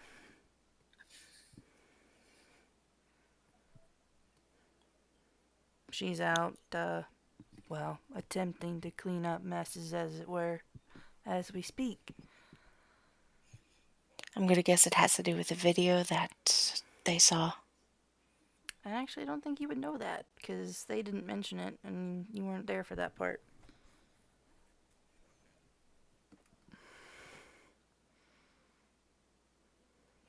I thought Emery said something about we Emery, saw on. Emery wasn't there for that part either. Well, no, because Nico messaged everyone. He messaged Marcon. He didn't message Emery, but Marcon went cuckoo for Cocoa Puffs before he could read it. Okay, that's fair. Okay. Yeah. Marcon is not driving right now. Please call back at a later time. Okay, fair. And you booted Astrid out the door, so she didn't feel particularly forthcoming about any of the shit she knew. Okay, well, so. Astrid can get fucked. It's fine. Speaking of, she's just gonna, she's gonna shake her head and she's just gonna say, they know it was her. He nods. Yeah, we found out. Not ideal, but not the end of the world either. And then she pauses and she'll say, I have something that Lucille needs to know. Now that I know she didn't kill my husband, I'm not going to attack her, but I need her now, please. He presses his lips together like, I don't like this. It's about Astrid. Okay. Don't go anywhere. He's gonna climb back through the center hole in the wall.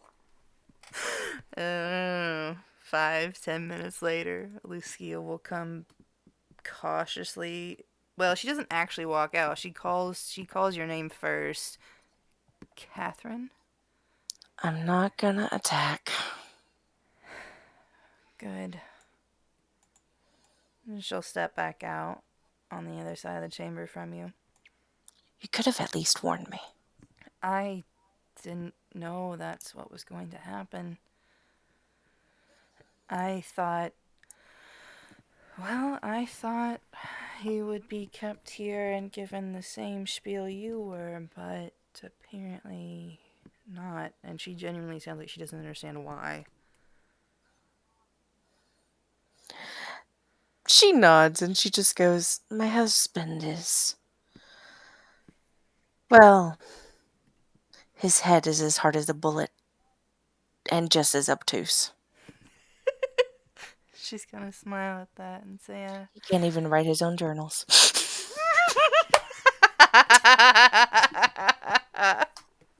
She's gonna smile wider at you. She's gonna say, well, I'm sure he'll have quite a lot to write about now. And when she says heel, it's pretty clear she's looking in your direction, like she picked up on that. And she's gonna say, so... Can we delete that? Like she's like, can we dominate that away? Because that was the plan for on her end. She was gonna dominate it away. What just happened? Her staking him. Oh, she's gonna pause. Well, normally I would say yes, but she looks with a bit of concern at the place where Emery was snatched. And then she says, I think it depends on his condition when he is returned. And she'll nod. But then she'll just sort of shake her head and she'll say, I almost forgot. That's not why I brought you in here. Astrid, you know how I said I had felt her? She nods. She was diablerized by Marcon. And her eyes actually widen, even though the rest of her face doesn't seem to shift. She just stares at you for a long, full minute or two. She's inside him. Both of her.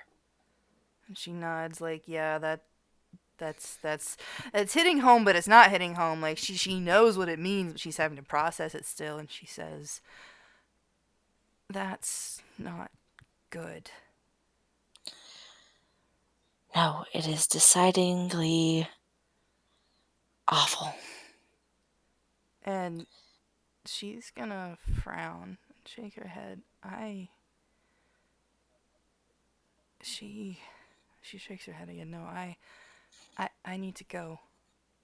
And she's gonna turn and start heading back into the wall, and then she's going to pause, turning back towards you. Stay. As she shrugs apologetically, as long as it takes. I'll be back. She frowns and sits on the floor, looking like a sad kicked puppy. Sans husband, sans freedom. And Lucille will disappear through the rock. Emery, the second you were yanked into the wall by those tentacles, that slimy, slithering feeling of claustrophobia became alarmingly all the more real. And Also a little bit familiar. yeah, you certainly couldn't breathe. At first, it was not familiar. But after a split second, there's another tightening and a rending sensation, as if something, the tendrils are not just squeezing but now digging through you. And with an abrupt, frightening thrust, it does become familiar.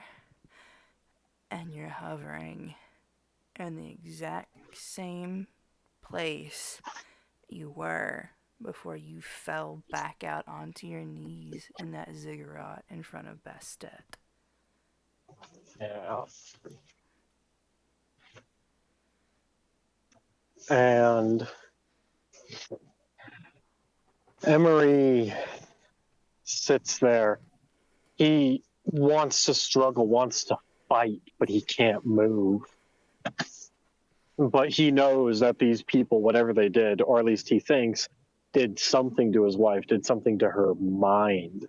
So he's fortifying himself as much as he can, preparing for an attack while the pain of these tendrils dig through him. Just he can't die. Not again. And then when this clarity strikes over him, there's this moment where he thinks, where he wonders if everything he's experienced the past few hundred years were nothing but an illusion, a hallucination to escape insanity.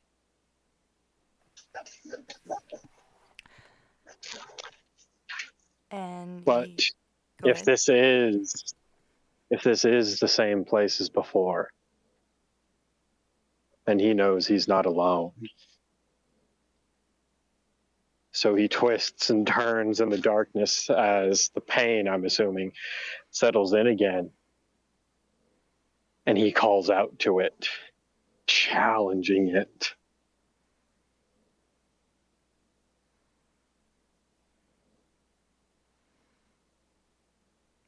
And you do not get a response. There's this ever present, permeating feeling of overwhelming. It's like the noise, white noise, and the wind blowing around you, even though everything seems to flicker but never really moves. And it's as if you're sitting inside a cathedral. And as you look and focus on your surroundings, you realize while this has all the hallmarks and the same numbing touch and pain and insanity inducing isolation and that feeling of dying over and over again, you feel grounded, somehow sheltered. And the ghostly outlines of bones become clear to you in the wavering structure.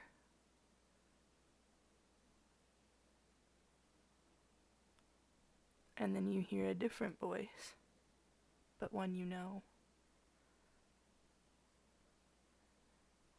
Emery? You shouldn't be here. Is that who I fucking think it is? Yep. Ah, god damn it! He's not on my. He's not on my journal. Zephyr. What was his fucking name? Zephyr. Zahir. Yeah, he's just gonna pause, just dumbfounded. Zahir? Is that you? Yes.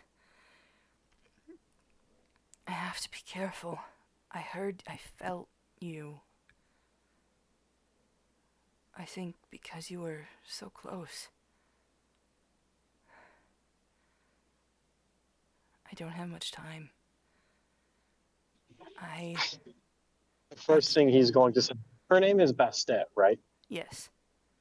Yeah.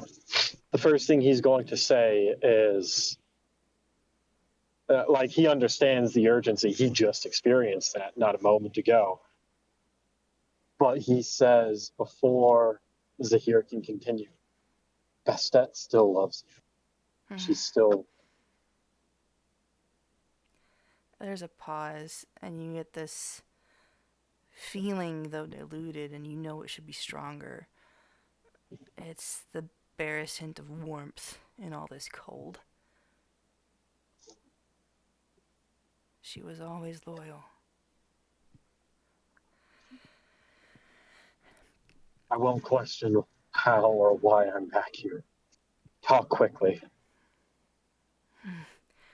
No, I am afraid every word we share risks discovery. I can ask you only once.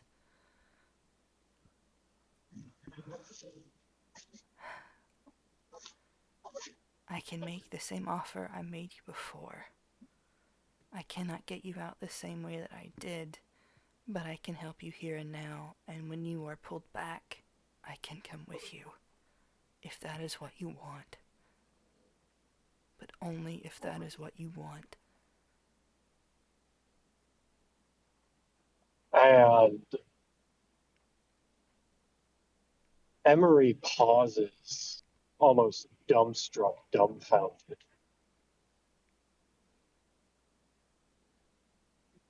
And he takes a second, a moment, letting it race through his head.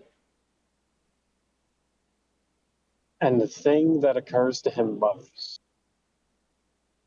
the thing that strikes the most with him,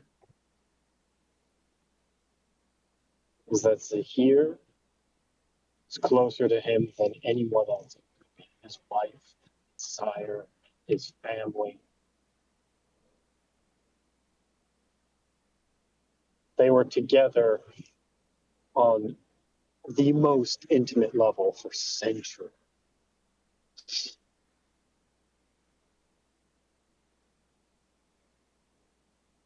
And Emery nods. Do it. And you will feel a sudden, fierce cold fusion burning through you. And it's over as abruptly as it began. And he is quiet. But you know it is done. And there is a sensation of needing to wait, but being ready. There's that same feeling from him. He was ready to fight.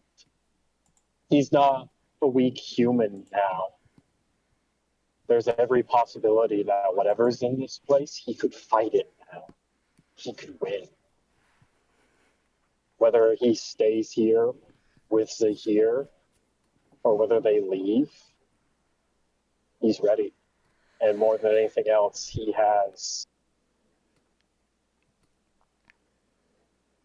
the only one he could truly call his brother, because that's more what their relationship is like.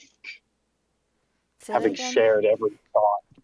Oh, The only the one only who. one, the only one who he could truly call his brother, Mm. because they shared every thought, every feeling, sometimes against their will, for centuries before he was just gone. Even though this means that there's once again a race against time for them both, it's heartening to have him back.